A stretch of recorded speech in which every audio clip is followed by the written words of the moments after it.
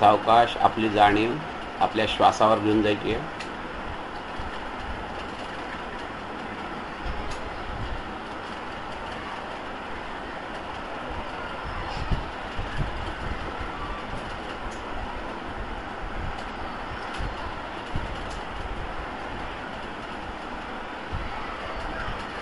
तीन ओंकार, मध्यम पट्टीत मकार लांबवलेला, त्यासाठी संपूर्ण श्वास सोडून द्यायचा आहे. खोलवर आणि दीर्घ श्वास घ्यायचा आणि उच्चार ओ.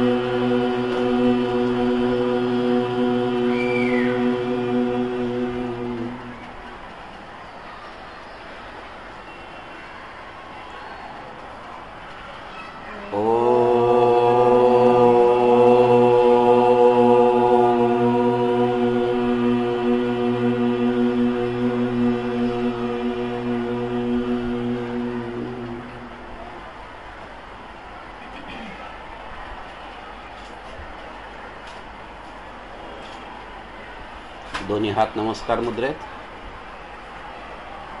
लीड अँड फॉलो मेथडनी आपण श्लोक म्हणणार आहोत. ओंकारं बिंदु संयुक्तं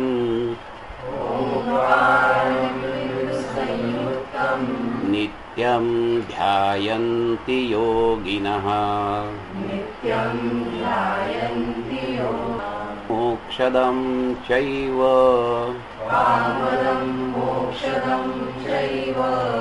ओंकाराय नमो नमः.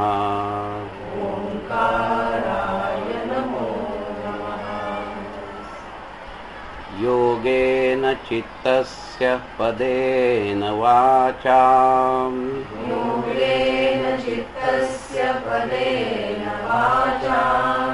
मलं शरीरस्य च वैद्यकेन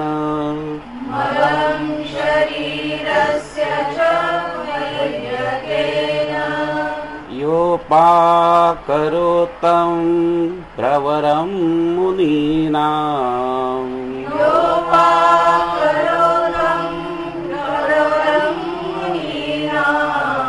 पतञ्जलि प्राञ्जलिरानतोऽस्मि.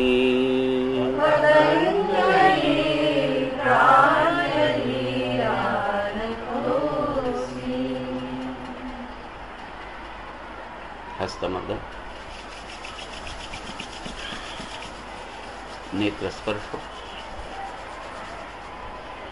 सावकाश इकडे बसा ना सगळं.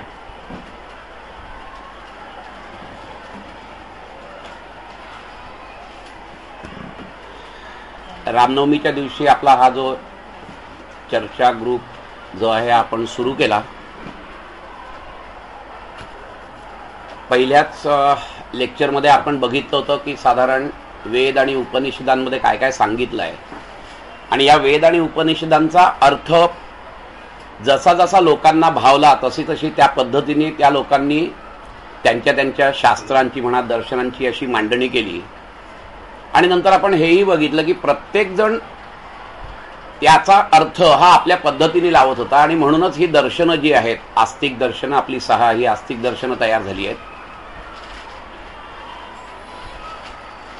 बाबांना जरा बसू दे.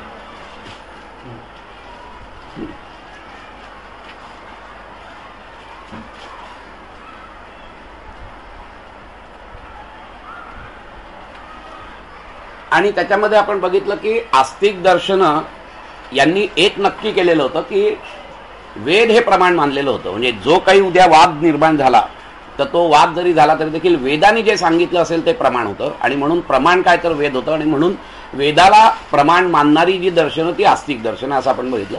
आणि काही दर्शनं अशी आहेत आपल्याच इंडियन फिलॉसॉफीमध्ये की जी नास्तिक दर्शनं आहेत की ज्यांनी वेदांचं प्रमाण मानलेलं नव्हतं.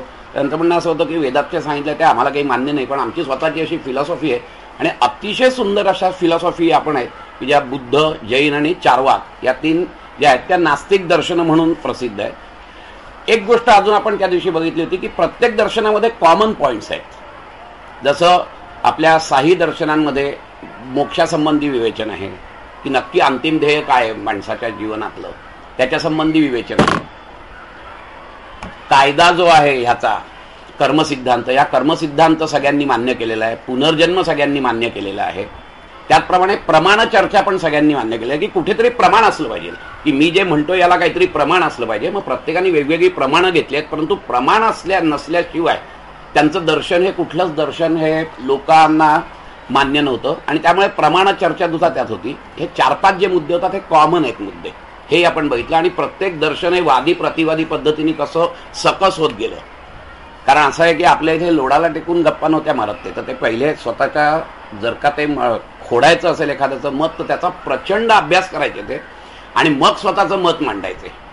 आणि जेव्हा ते मत मांडायचे तेव्हा जो पहिला पक्ष होता तो पक्ष परत बघायचा की अरे यांनी माझ्यावर असे असे आरोप केलेले आहेत, असं असं खंडन केलेलं आहे, मग तो स्वतःचं दर्शन अजून चांगल्या पद्धतीने कसं मांडता येईल. आणि अशा त्या वादी प्रतिवादी पद्धतीने सगळी दर्शनं सकस होत गेली. आणि म्हणून मी मागच्या वेळेला म्हटलं होतं असं की प्रत्येक दर्शन वाचताना किंवा त्याचा अभ्यास करताना आपल्याला असं वाटतं, मी समजा वेदांताचा अभ्यास करायला गेलो तर असं वाटतं की नाही हेच खरं आहे, किंवा अद्वैत वेदांत शंकराचार्यांनी त्याचा जो काही अर्थ काढलेला आहे तर असं वाटतं नाही अद्वैत वेदांतच बरोबर आहे. सांख्य किंवा योग फिलॉसॉफी म्हटलं की असं वाटतं नाही हे असंच आहे म्हणून. त्याचं कारण असं आहे की प्रत्येक दर्शन आपल्यामध्ये अतिशय सकस आहे.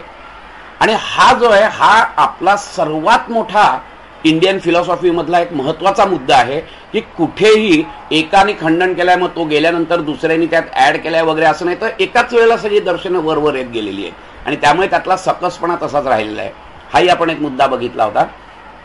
आणि या सगळ्या षट दर्शनातला एक दर्शन जे आहे ते योग दर्शन हे आपण बघितलं होतं. आणि मग पुनर्जन्माचा विचार प्रत्येकात कसा आलाय वगैरे ते प्रत्येक दर्शनातून येईलच. आज आपण जी सुरुवात करणार आहोत ती योग दर्शनाने करणार आहोत, कारण आपला मुख्य चर्चेचा विषय किंवा हा जो ग्रुप आपण तयार केलेला आहे हा योग दर्शनासाठी म्हणूनच तयार केलेला आहे. तर कोणी तयार केलं आहे योग दर्शन, योग सूत्र जी लिहिलेली आहेत तर ही सूत्र फॉर्म मध्ये लिहिलेली आहे. आता हाही एक मुद्दा आपण थोडासा इथे विचार करूया की सगळी जी फिलॉसॉफी आहे बहुतेक सगळी फिलॉसॉफी ही सूत्र फॉर्म मध्ये आहे. सूत्र याचा अर्थ काय की कंडेन्स फॉर्म मध्ये सगळं नॉलेज त्यांनी ठेवलेलं आहे. काय बरं कारण असावं त्याचं, हाही एक महत्वाचा मुद्दा आहे. पूर्वी आपल्या इथे कशी होती की गुरु शिष्य परंपरा होती. 12 वर्ष शिष्य हा गुरुकडे राहत होता आणि वेगवेगळ्या प्रकाराने ज्ञान घेत होता तो. आज 12 वर्षाचं एवढं ज्ञान लक्षात ठेवणं हे कठीण असतं, पहिली महत्वाची गोष्ट. आणि मग ते सगळं लक्षात कंडेन्स फॉर्म मध्ये कसं ठेवायचं, कारण तेव्हा लिखाणाची ही नव्हती, पद्धत नव्हती, तर मौखिक पद्धतीने सगळं ज्ञानाचं गुरु हे ज्ञान देत होता शिष्याला आणि ते सगळं लक्षात ठेवायचं होतं. आणि मग जेव्हा ज्ञान भांडार वाढत गेलं त्यावेळेला असं लक्षात आलं की हे सगळं 12 वर्षाचं ज्ञान भांडार लक्षात ठेवणं हे कठीण आहे. आणि म्हणून मग ते जे काही लक्षात 12 वर्ष होतं हे सगळं माझ्या सबकॉन्शियस किंवा अनकॉन्शियस माइंडमध्ये होतंच, त्याच्यात वादच नाहीये. कारण आज सुद्धा जरी जे सांगितलं नंतर ते राहील काळाच्या प्रवाहामध्ये मी विसरीन कॉन्शियस लेवलला, but at unconscious and subconscious level those impressions are there within me. परंतु मग ते कसं काय लक्षात ठेवायचं, म्हणून मग हे अख्खं ज्ञान सूत्र रूपाने त्यांनी तयार केलेलं आहे. आणि म्हणून आपण बघतो तर ब्रह्मसूत्र आहेत, भक्ती नारद भक्ती सूत्र आहेत, पतंजल योग सूत्र आहेत. ही सगळी सूत्र फॉर्म मध्ये अशासाठी केलेली आहेत की कंडेन्स फॉर्म मध्ये संपूर्ण फिलॉसॉफी त्यात येईल. आता योगसूत्राचा जर विचार केला तर 195 योगसूत्र पाठ करायला काही अवघड नाहीये. आता 195 जेव्हा योगसूत्र आपण पाठ करतो त्यावेळेला संपूर्ण फिलॉसॉफी जी मी शिकलेलो आहे ती जवळजवळ मी एक पाठ केलेली असतात. कारण सूत्र वाचल्यानंतर त्याच्यावर जर का ध्यान केलं आपण तर त्यातला जो अर्थ गुरूंनी मला सांगितलेला होता तो अर्थ मला मिळतो. आणि म्हणून अख्खं ज्ञान सूत्र रूपाने सांगण्याची ही पद्धत, ही गरज त्यावेळेला आपल्या मुनींना आणि ऋषींना वाटली. आणि म्हणून बहुतेक सगळी दर्शनं जी आहेत ही सगळी दर्शनं सूत्र फॉर्म मध्ये झालेली आहेत. सूत्राचा नक्की हे काय अर्थ, तर एक खूप महत्वाचा मुद्दा आहे की सूत्राच्या व्याख्या केलेल्या आहेत त्यांनी. आणि सूत्राच्या व्याख्या ज्या केलेल्या आहेत त्या अतिशय सुंदर आहेत. पहिलंच मुळे अर्धमात्रा लाघवेनं पुत्रोत्सवम मन्यते वैयाकरणी, हा असं एक सूत्राचं आहे दिलं की अर्धी अर्धी मात्रा सुद्धा कशी कमी करता येईल मला, याच्याकडे त्यांचा कल होता. त्याचं कारण असं आहे की कमीत कमी शब्दांमध्ये without diffusing the essence or the meaning of that sutra कमीत कमी मात्रांमध्ये मी कसं करता येईल ह्याच्यासाठी त्यांचा प्रयत्न असायचा. आणि म्हणून त्यांना जर का सूत्रामध्ये अर्धी मात्रा कमी करता आली तरी देखील त्यांना पुत्र झाल्याचा जसा आनंद होतो तसा आनंद व्हायचा. आणि म्हणून ते म्हणायचे अर्धमात्रा लाघवेनं पुत्रोत्सव मन्यते वैयाकरणीय. आणि मग सूत्राची जी व्याख्या आहे ती सुद्धा व्याख्या किती सुंदर दिलेली आहे त्यांनी, की त्यांनी सांगितलेलं आहे की अल्पाक्षरम असन्निग्धम सारवत विश्वतोमुखम अस्तोभम अनवच्छेदम सूत्रम सूत्रविदो विदुहू. किती क्वालिटीज दिल्या आहेत त्यांनी. सूत्र जेव्हा तुम्ही फॉर्म करताय त्यावेळेला काय काय असतंय, तर अल्पाक्षरम कमीत कमी शब्दामध्ये कमीत कमी मात्रांमध्ये ते असलं पाहिजे. असन्निग्धम, परंतु त्या मात्रा कमी करताना ॲम्बिग्विटी कुठे नकोय, कळलं की नाही, किंवा इसेन्स जो आहे तो घालवता नाही कामा. आणि म्हणून अल्पाक्षरम असन्निग्धम, कुठेही ॲम्बिग्विटी नको, असन्निग्धता नको. सूत्र असताना त्या सूत्राची मांडणी कशी करायची आहे तुम्हाला, सारवत. या सारवत याचा अर्थ की ऍब्सोल्यूट इसेन्स त्यात यायला पाहिजे. त्याचं सार जे आहे ते सार सगळं जे आहे ते सगळं सार त्यात यायला पाहिजे. त्यामुळे सारवत विश्वतोमुखम याचा अर्थ touching all the aspects of that subject, अशा पद्धतीने ते सूत्र असलं पाहिजे. किती बारकावे असतात आमच्या याच्यात बघा. अस्तोभम विदाउट एनी फॉल्ट्स आणि अनवच्छेदन याचा अर्थ की प्युअर इन थॉट्स, की मी जे काही सांगतोय ते थॉट्स माझे पूर्णपणे क्लिअर आहेत, त्यात कुठे हे नाहीये. अशा पद्धतीने जेव्हा ती सूत्र रचना केलेली जाते त्यावेळेला त्यात कुठे ॲम्बिग्विटीच नसते. आणि म्हणून ही सूत्र तयार करताना आमच्या ऋषींना आणि मुनींना तसे कष्ट पडलेले असणार आहेत. कारण सगळी फिलॉसॉफी कंडेन्स फॉर्ममध्ये कॅप्सूल फॉर्ममध्ये जर द्यायची असेल आणि परत या सगळ्या ह्याच्यात द्यायची असेल की त्याच्यातला कुठलाही इसेन्स जाता नाही कामा, सगळ्या बाजूनी त्याच्या अंगाचा विचार झालाय की नाही, सगळ्या अंगाचा विचार झालाय की नाही हेही बघायचं आहे. ॲम्बिग्विटी कुठे नसली पाहिजे. या सगळ्याचा विचार करून त्यांनी सूत्र फॉर्म केलाय. त्याचं कारणच असं असतं की उद्या शिष्य गेला आश्रमातून बाहेर की त्याला हा संपूर्ण जो काही आपण ज्ञान दिलेलं आहे हे ज्ञान त्या सूत्ररूपाने लक्षात राहिलं पाहिजे. आज अख्खं योग फिलॉसॉफी जी आहे, अख्खी फिलॉसॉफी 195 जो सूत्र पाठ केली आपले इथे आहेत या दोघी जणी, ज्यांना अख्खी 195च्या 195 सूत्र पाठ आहे, राजश्री आणि संध्या. अख्खी फिलॉसॉफी आपल्या ह्याच्यात येते. हा जो काही प्रकार आहे ना, हा प्रकार त्यांनी त्यासाठी निर्माण केलेला आहे. आणि मग सूत्राचा अजून एक अर्थ काय असतो, सूत्र म्हणजे धागा आहे. म्हणजे जसं आपण हार करतो की नाही, त्या हारामध्ये आपण सगळे फुलं ओवलेली असतात, पण ती काय हॅफॅझॅड असतात का, कुठचंही फुल आणून कुठे नाही, त्याला परफेक्ट ही असते, एक सिक्वेन्स असतो. आणि त्या सिक्वेन्स प्रमाणे आपण ते सगळे मणी ओवलेले असतात, तेव्हा कुठे त्याचा तो हार बनत असतो. सूत्र सुद्धा अशाच पद्धतीने आहे. एका बाजोबात एक अशी जी सूत्र आहेत, ही सूत्र हॅफॅझॅडली नाही आहेत की आता योग चित्तवृत्ती निरोधा आणि मग नंतर एकदम कुठेतरी वेगळंच सूत्र आहे असं नाहीये. तर ती सूत्र स्वतः आपल्याला त्या फिलॉसॉफीच्या मध्ये घेऊन जात असतात. म्हणजे याच्यात जसं सांगितलंय की दुसऱ्या त्याच्यामध्ये सांगितलं योग चित्तवृत्ती निरोधा, या योगाची व्याख्या दिली आहे. मग चित्तवृत्ती निरोध झाल्यावर काय होईल तर लगेच पुढचं सूत्र त्यांनी सांगितलंय तदा द्रष्टू स्वरूपे व स्थानम. मग इतर वेळेला काय होतं तर वृत्ती सारूप्यम इतरत्र. आणि मग वृत्ती म्हणजे काय, मग लगेच वृत्तया पंचतया क्लिष्टा क्लिष्टा, अशी सुंदर रीतीने त्यांनी फॉर्म केली आहे. किंवा दुसऱ्या पादाची सुरुवातच मग क्रियायोगाने केलेली आहे, तपस्वाध्याय ईश्वर प्रणिधानाने क्रियायोग. आणि मग त्याचा काय उपयोग आहे तर समाधी भावनार्थ क्लेशतनु करणार्थश्च. मग क्लेश म्हणजे काय, मग परत ती सूत्र, एक सूत्र त्याच्या आधीचा अनुबंध घेऊनच पुढे जात असतं. या पद्धतीने ते ओवलेली असतात सगळी सूत्र. आणि अजून एक त्याचा अर्थ मिनिंग असा आहे की मंत्रासारखी ही सूत्र वापरतात. मंत्रामध्ये जशी शक्ती आहे त्या पद्धतीने ही सूत्र जी आहेत, ही सूत्र जर तुम्ही वापरली तर तुम्हाला त्यातला अर्थ कळतो. नुसता तेवढाच नाही तर त्याच्यावर जर का तुम्ही चिंतन म्हणून किंवा ध्यान केलं तर 12 वर्षापूर्वी माझ्या गुरुनी काय सांगितलंय या सूत्राविषयी हे देखील, कारण ते आहेच, ते कुठेही जात नाहीये, ते अनकॉन्शियस किंवा सबकॉन्शियस माइंडमध्ये. पण त्याच्यावर जर मी ध्यान केलं तर ते सगळंच्या सगळं कॉन्शियस लेवलला येऊ शकतं.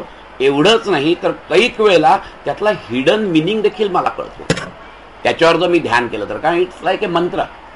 जसं मंत्राला आपण हे करतो आणि मंत्रावर जेव्हा आपण चिंतन मनन करतो तेव्हा त्यातला हिडन मिनिंग जो आहे तो आपल्याला कळतो, त्या पद्धतीनेच ही सूत्र जी आहे त्या सूत्रावर जेव्हा आपण ध्यान करतो किंवा या सूत्राचं जेव्हा चिंतन मनन करतो त्यावेळेला आपण पूर्वी जे काही आपल्याला गुरुनी सांगितलेलं असतं ते तर आठवतच, पण त्यातला हिडन मिनिंग पण कळतो.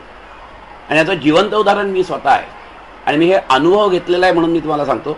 आपण घंटाई मित्रमंडळातच हे केलेलं होतं, आपलं ह्याचं ज्ञानेश्वरांचा जो हरिपाठ आहे त्या हरिपाठावर आपण 4 महिने वर्कशॉप घेतलेलं होतं. आणि काही वेळेला असं व्हायचं, मी दिवसभर कामावर बाहेर असायचो, संध्याकाळी घरी आलो की मंजू मला सांगायची, विकास आज हे अभंग आहेत बरं का 2, आणि काहीच नसायचं. मग मी काहीही करायचं नाही, मी फक्त 20 ते 25 मिनिटं ती अभंग समोर ठेवायचो, ध्यान करायचो त्या अभंगावर, आणि बिलीव्ह मी त्याच्यातून मला अर्थ कळायचा आणि मी जाऊन तिथे बोलायचो, कारण त्याचं निरूपण मी करायचो आणि मंजू ते शिकवायची. अशा पद्धतीने 4 महिने आम्ही तो कार्यक्रम केलेला होता. आणि हा अनुभव आला म्हणून मी तुम्हाला हे सांगितलं की ही सगळी सूत्र जी आहेत ही सगळी सूत्र म्हणजे मंत्रासारखी आहे की तुम्ही त्याच्यावर जर का चिंतन मनन केलं तर त्यातला हिडन मिनिंग जो आहे तो हिडन मिनिंग आपल्याला कळतो लगेच. आणि या पद्धतीने पण या सूत्राचा अर्थ असतो. आणि म्हणून आमच्या सगळ्या ऋषी मुनींनी सगळी फिलॉसॉफी सूत्र फॉर्म मध्ये टाकलेली आहे. आणि मग ब्रह्मसूत्र असू देत, नाहीतर वेदांत फिलॉसॉफी असू दे, किंवा योगसूत्र असू देत, किंवा नारदांची भक्तिसूत्र असू देत, ही सगळी सूत्र फॉर्म मध्ये अशाच टाकलेली आहे.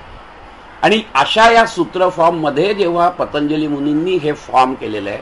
आता हे पतंजली मुनी कोण, 1-2 मिनिटात फक्त आपण सांगूया, सगळ्यांनाच माहिती आहे जो, कारण सगळे योगाचीच लोक आहेत, त्यामुळे त्यात काही वेगळं सांगायची नाही. साधारण इसवी सनापूर्वी 200 वर्ष हा त्यांचा काळ समजतात, म्हणजे बुद्धानंतर 300 वर्षांनी असा तो काळ समजतात. आणि पतंजली मुनी हे फक्त योगशास्त्राचेच होते का, आता असं नाही, तर त्यांचा आयुर्वेदाचाही अभ्यास होता. किंबहुना काही लोकांचं असंही म्हणणं आहे की चरक म्हणजे दुसरे तिसरे कोणी नसून पतंजली मुनीच आहेत म्हणून.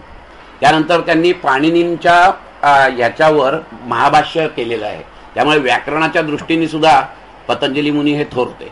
आणि म्हणून आता आपण जी प्रार्थना म्हटली, योगेन चित्तस्य पदेन वाचा मलम शरीरस्य, या तिन्ही गोष्टींवर त्यांचं वादातीत वर्चस्व होतं. की फिजिकल हेल्थसाठी त्यांनी आयुर्वेद तयार केला, मनाच्या हेल्थसाठी त्यांनी योगसूत्र तयार केली, आणि भाषा शुद्धीसाठी त्यांनी व्याकरणावर भाष्य केलेलं आहे पाणिनींच्या.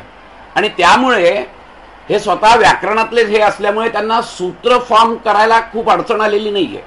हा एक मुद्दा लक्षात घ्यायचा आहे. आणि दुसरा महत्वाचा मुद्दा असा लक्षात घ्यायचा आहे की अॅनाटॉमी, फिजिओलॉजी आणि मन याचा अतिशय सुंदर संबंध कसा आहे हे सायंटिफिक रित्या माझ्या हाताने Patanjali Muni is the only authority in this world की ज्यांचा दोन्हीमध्ये गाढ अभ्यास नाहीये, तर दोन्हीमध्ये ते अथॉरिटी आहे. ते आयुर्वेदाचे देखील असल्यामुळे, मास्टर असल्यामुळे, आणि योगाचे असल्यामुळे अतिशय सुंदर रीतीने शरीर आणि मनाचा संबंध त्यांनी जोडलेला आहे. आणि म्हणून तर योगसूत्र आज फॉरेनमध्ये सगळी वाचली जातात. त्याचं कारण असं आहे की त्या मनाचा शरीरावर कसा परिणाम होतो किंवा शरीराचा मनावर कसा परिणाम होतो याचं अतिशय सुंदर विवेचन हे पतंजली मुनींनी इथे केलेलं आहे. एक किस्सा म्हणून सांगतो तुम्हाला. आपल्याला सगळ्यांना माहिती आहे वेस्टर्न जे सायकोलॉजिस्ट आहेत ते खूप फेमस होते, आणि सिग्मंड फ्राईड हा त्यातला मेन माणूस. आणि सिग्मंड फ्राईडकडे आपल्या इथली माणसं गेलेली होती की मनाविषयी काही विचारायला, की आम्हाला काही शंका आहेत, कारण त्यांनी कॉन्शियस, सबकॉन्शियस आणि अनकॉन्शियस असे 3 माइंडचे प्रकार हे त्यांनी केलेले आहेत आणि जगभर प्रसिद्ध झालेले आहेत. अतिशय सुंदर त्यांनी विचार तो मांडला नुसता नाहीये, तर त्याच्याविषयी सिद्धांत त्यांनी सांगितलेले आहेत. आणि आमचे इंडियन जेव्हा लोक तिथे गेले की सिग्मंड फ्राईडला भेटायला, त्यावेळेला त्याचं उत्तर हे खरोखर प्रकाश टाकण्यासारखं आहे आपल्याच्यावर, की त्यांनी असं सांगितलेलं होतं, तुम्ही इंडियन लोक आमच्याकडे येत आहे, पण आम्ही फक्त 3 लेयर्स सांगितले आहेत, पण तुमच्या इथे जे पतंजली मुनी आहेत ना, त्यांनी जेवढा मनाचा अभ्यास केलेला आहे आमच्या खालच्या स्तरावर 7 स्तर ते गेलेले आहेत. त्यामुळे म्हणजे तुम्ही आमच्याकडे येऊच कसे शकता, तुम्ही पतंजली योगसूत्र वाचा, तुम्हाला कळेल की मनाचा किती खोलवर अभ्यास त्यांनी केलेला आहे. It is appreciated by Sigmund Freud. आणि त्यामुळे हे जेव्हा आपण सूत्र फॉर्ममध्ये किंवा आपण जेव्हा पतंजली योगसूत्र वाचणार आहोत किंवा आपण त्याचा अभ्यास करणार आहोत त्यावेळेला आपल्याला कळतं की मनाचा एवढा खोल अभ्यास पतंजली मुनींसारख्या माणसाने जो केलेला आहे तो अजून तरी कुणी एवढ्या खोल याच्यात केलेलं नाही. म्हणजे जेव्हा आपण धारणा ध्यानमध्ये जाणार आहोत, पुढची जी सूत्र येणार आहेत सगळी, त्यावेळेला किती खालच्या लेवलला की प्रत्येक वेळेला आपण वाटतं की yes I have come to the reality, I know now the ultimate reality. तिथे पतंजली सांगते नाही, अजून पुढे चल, अजून पुढे चल, अजून पुढे चल, अजून 7 पायऱ्या आहेत. आणि म्हणून ऋतंभरा प्रज्ञात प्रत्येक वेळेला पहिली ऋतंभरा प्रज्ञा जागृत झाली एक स्टेपची की आपल्याला वाटतं yes I got the reality, I realise the thing. It is not like that. तुम्ही अजून खोलात जा की तुम्हाला दुसरी आहेत. अशा 7 टप्प्यात जेव्हा ऋतंभरा प्रज्ञा प्रभावित होते त्यावेळेला तुम्हाला अल्टिमेट रियालिटी येते. मनाचे एवढे बारीक स्तर माझ्या मताने या जगात कोणीच नाही केलेले. या पद्धतीने ही सूत्र रूपाने त्यांनी हे सांगितलेलं आहे. पहिलं सूत्र आपण सुरुवात करूया आज, कारण प्रिॲम्बल खूप झालं माझ्या हाताने. पहिला लेक्चर गेला आणि आत्ताचं गेलं. तर सुरुवातच मी त्यांनी केली आहे अथ योगानुशासनम. अथ हा शब्द आपल्याला सगळ्यांनाच माहिती आहे की मंगलाचरण म्हणून वापरतात. काही कॉमेंटेटर असं देतात की ते मंगलाचरण आहे हे, कारण आपल्या इथे पूर्वापासून एक परंपरा चालत आलेली आहे की कुठचाही ग्रंथ जर लिहायचा असेल त्याला आपण मंगलाचरण म्हणतो, पण तो श्लोक असतो. कारण कुठल्या तरी देवदेवतेला उद्देशून इट इज अ इन्व्होकेशन. ही सगळी पद्धत आपली पहिलेपासून असल्यामुळे बहुतेक सगळ्या भाष्यकारांनी सांगितलेलं आहे की अथ ही ट्रेडिशन, आणि ही ट्रेडिशन आहेच. तसं जर बघितलं तर आपण अथ याचा अर्थ की एक मंगलाचरण म्हणून वापरलं जातं, परंतु याचा जर खरा मिनिंग, कारण आता प्रत्येक ह्याच्यामध्ये तुम्ही सूत्रात जर बघाल तर अथ शब्द आलेला आहे. अथा तो ब्रह्मजिज्ञासा, अथा तो भक्तिम व्याख्यास्याम, हे नारद भक्ती सूत्रांची सुरुवात आहे. अथ याचा अर्थ त्यांनी असा केलेला आहे. हा एक अर्थ तर आहेच, पण खरा अर्थ त्याचा जो आहे तो असा आहे की अथ याचा अर्थ नाव. नाव याचा अर्थ काय की सगळं प्रिॲम्बल झालं, आता मी तुम्हाला सांगतो. हा जो अर्थ आहे ना, हा अर्थ त्या अथ मध्ये आहे की याच्या आधी भरपूर चर्चा झालेली आहे योगाची, आणि आता मी तुम्हाला इसेन्स सांगायला बसतोय. आता नीट कान देऊन ऐका. ह्या पद्धतीने अथ हा शब्द जर बघितला आपण तर आपल्याला कळेल की ह्याच्या मागे एक परंपरा आहे. म्हणजे योगसूत्रांचा अभ्यास कोणी करावा तर नवशिक्यानी, नो व्हॉइसनी करावा. पण त्याहीपेक्षा कोणी करावा तर ज्यांनी ऑलरेडी योगामध्ये प्रवेश केलाय, ज्यांनी ऑलरेडी योगाचा काही अभ्यास केलाय, काही साधना केली आहे, त्या लोकांसाठी हा जास्त आहे उपयोगाचा, कारण त्याला त्यातला इसेन्स कळणार आहे. आणि म्हणून अथ शब्दामध्ये हा एक अर्थ दडलेला असतो की जेव्हा आपण म्हणतो की अथ याचा अर्थ आधी आता सगळी आपण चर्चा केलेली आहे, आणि नाव I am going to tell you the essence of this in a sutra form. हा त्या अथचा अर्थ आहे. याचा अर्थ असा आहे की योग सूत्रांचा अभ्यास हा जसा नवशिक्यांनी करावा त्याहीपेक्षा जास्त जे ऑलरेडी योगामध्ये आहेत त्यांनी जर केला तर त्यांना जास्त चांगल्या पद्धतीने कळतोय. हा त्याचा मागचा मूळ उद्देश आहे. आणि म्हणून अथ शब्दाने आपली सुरुवात करण्याची जशी मंगलाचरण किंवा एक शुभ ऑस्पिशियस इन्व्होकेशन या पद्धतीने म्हणून पण अथ आहे, परंतु खरा अथचा अर्थ असा आहे कारण प्रत्येकच ठिकाणी अथ भक्तिम, अथा तो भक्तिम व्याख्यास्याम म्हटल्यानंतर नारदांनी भक्तीविषयी भरपूर सांगितलेलं आहे आणि आता त्यांनी ते सूत्र फॉर्म मध्ये सांगायला सुरुवात केलेली आहे. त्यामुळे आधी सगळं जे आहे गुरु शिष्य परंपरेमध्ये सगळं सांगितल्यानंतर मग त्यांनी ती सूत्र लिहिलेली आहे, आणि त्यामुळे हा अर्थ सुद्धा जास्त चांगला वाटतो. आणि मी मगाशी म्हटलं जसं की आपली ही चर्चासत्र आहे, त्यामुळे आपण दरवेळेला 15 मिनिटं ठेवणार आहोत. याच्यात अजून काहीतरी एव्हरीबडी शुड गेट एनरिच, म्हणजे राईट फ्रॉम मी, कळलं की नाही. काही दुसऱ्यांना माहिती असेल तरी देखील आपल्याला ते सांगायचं आहे. 15 मिनिटांमध्ये आपण ते ठेवणार आहोत. तसंच अथ योग अनुशासन 3 शब्दांमध्ये एक सूत्र तयार झालेलं आहे. त्यापैकी अथ शब्द जो आहे तो आपण बोललो. योग याची व्याख्या त्यांनी पुढच्या 2 सूत्रात दिलेली आहे. खरी दोन्ही सूत्र ती व्याख्याच आहेत. एक त्याचा प्रॅक्टिकल अप्रोच आहे, म्हणजे एक जे आहे ते त्याची साधना आहे, म्हणजे प्रवास आहे, आणि दुसरं जे सूत्र आहे ते मुक्कामाचं ठिकाण आहे, म्हणजे साध्य आहे. आणि दोन्ही व्याख्याच आहेत. एक प्रॅक्टिकल मीन्स आहे, प्रॅक्टिकल मेथड आहे, तर दुसरी जी आहे ती ॲक्च्युअल डेस्टिनेशन आहे. आणि म्हणून आपण नेहमी सांगतो ना की योग हा प्रवास पण आहे आणि मुक्काम पण आहे. योग ही साधना पण आहे आणि साध्य पण आहे, हे दोन्ही आहे. आणि तेच पतंजली मुनींनी पुढच्या 2 सूत्रात सांगितलंय. आणि म्हणून ते योग आणि अनुशासन, हा अनुशासन हा जो शब्द आहे हा शब्द फार महत्वाचा आहे. मात्र अनुशासन याचा अर्थ शासन हा शब्द सुद्धा वापरता आला असता, किंवा शास्त्र हा शब्द सुद्धा वापरता आला असता. शासन म्हणजे it is a beautiful arrangement. शासन याचाच अर्थ मुळे अरेंजमेंट आहे, ब्युटिफुल अरेंजमेंट आहे. त्याच्या मागे त्यांनी अनु हा शब्द लावलेला आहे. परत अनु याचा अर्थ follows, it follows the old tradition. इथे इनडायरेक्टली पतंजली मुनी सांगतायत की हे माझं काही नाहीये, कारण योगशास्त्र हे पतंजली मुनींपासून सुरुवात झालेलंच नाहीये, हे त्याच्या आधीपासून आहेच, फक्त विस्कळीत अवस्थेत होतं. सूत्रबद्ध रूपाने अतिशय सिस्टमॅटिकली जर कोणी केलं असेल, कंपायलेशन कोणी जर केलं असेल तर ते पतंजली मुनींनी केलेलं आहे.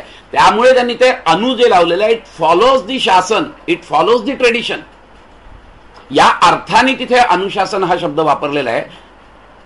पूर्वापार चालत आलेली सगळी होती आणि म्हणून त्यांनी कैक फ्रेजेस किंवा कैक वर्ड्स, त्यांना असं काही वाटलं नाही की आपण हे बाहेरून कशाला विकत आणावेत, बाहेरून कशाला घ्यावेत, पण त्यांनी घेतलेले. त्याचं कारणच असं आहे की त्यांनी कुठेही म्हटलेलं नाही की हे मी तयार केलेलं आहे म्हणून.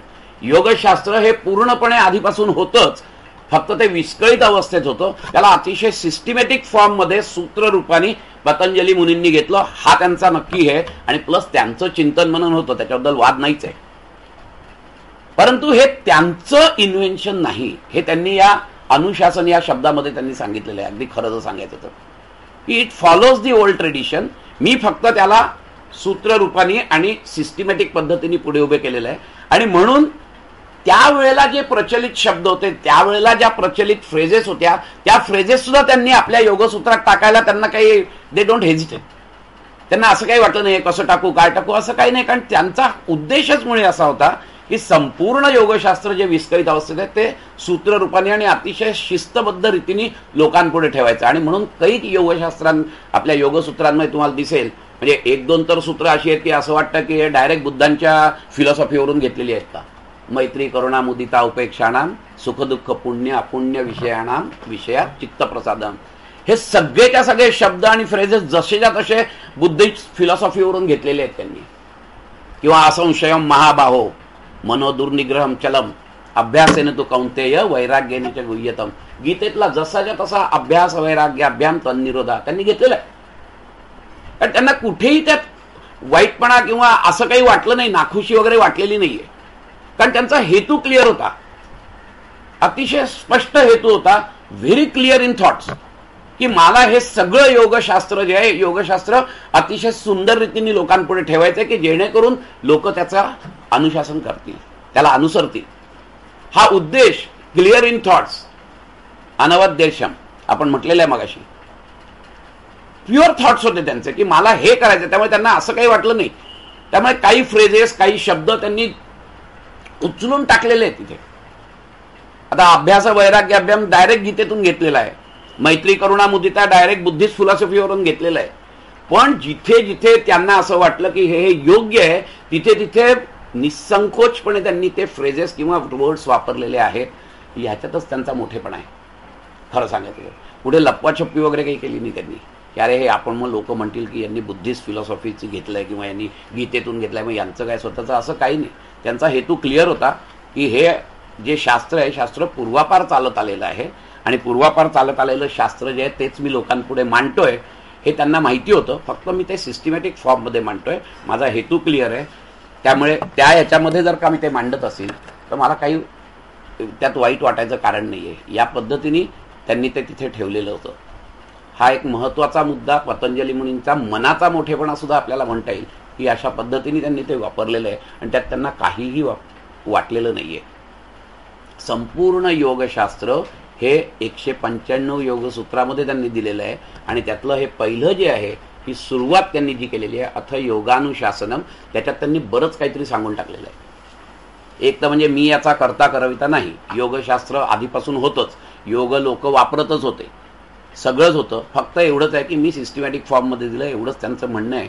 आणि म्हणून या एवढ्याशा एका सूत्रामध्ये त्यांनी बऱ्याच गोष्टी आपल्याला सांगून टाकलेल्या आहेत. आणि हे सांगितल्यानंतर आता ते सांगतायत की पहिली व्याख्या. आणि नेहमीच आपल्या इथे जर का तुम्ही बघितलं तर सगळ्याची सुरुवात तर पहिल्या व्याख्यानेच होते. जे काही डायरेक्ट कठीण असतं ते पहिले सांगून टाकतात ते आणि मग नंतर त्याचं विश्लेषण करत बसतात. ही आपल्या वेदिक किंवा ह्याच्या रिलिजियस ह्याच्यात सुद्धा ही पद्धतच आहे की पहिलेच त्याचा अर्थ सांगून टाकायचा, काय आहे तो, त्याचा अनुबंध चतुष्टय म्हणतात मराठीच्या ह्याच्यामध्ये, तर आपण ते करतोच. म्हणजे तसं त्या ह्याच्याप्रमाणे त्यांनी पहिली ही सुरुवात केल्यानंतर लगेच त्यांनी व्याख्या देऊन टाकलेली आहे की दुसऱ्या सूत्रात ते सांगतायत योगश चित्तवृत्ती निरोधा. आता योगश चित्तवृत्ती निरोधा याच्यामध्ये जे काही शब्द आलेले आहेत याच्याविषयीच आपल्याला बेसिकली हे करायचं आहे की चित्तवृत्ती निरोध हे 3 आहे. योग म्हणजे काय, तर चित्तवृत्ती निरोध. तर ही एक व्याख्या जी आहे, ही व्याख्या आपल्याला it is a means of योग. हे जी काही डेफिनेशन, ही जी काही व्याख्या केलेली आहे, ही व्याख्या ही साधनेच्या रूपात त्यांनी केलेली आहे. आणि पुढचं जे सूत्र आहे त्याच्यामध्ये त्यांनी साध्याच्या रूपात त्याची व्याख्या केलेली आहे. मग काय आहे तर योग चित्तवृत्ती निरोध. हा योग म्हणजे काय तर चित्तवृत्तींचा निरोध. आता इथे चित्त म्हणजे काय हा परत विचार येतो. आपल्या इथे भरपूर इंग्लिश कॉमेंट्रेटर तर खूपच गोंधळ घालतात. चित्त म्हणजे सरसकट माइंड असं म्हणणारी लोक आहेत, आपल्यालाही माहिती आहे. पण आपल्याला माइंड आपल्या संस्कृतमध्ये किंवा आपल्या वैदिक लिटरेचरमध्ये माइंडला मानस हा शब्द आहे. त्यांनी मानस हा शब्द वापरलेला नाही, चित्त हे शब्द वापरलेला आहे. हा एक गोष्ट महत्वाची आहे.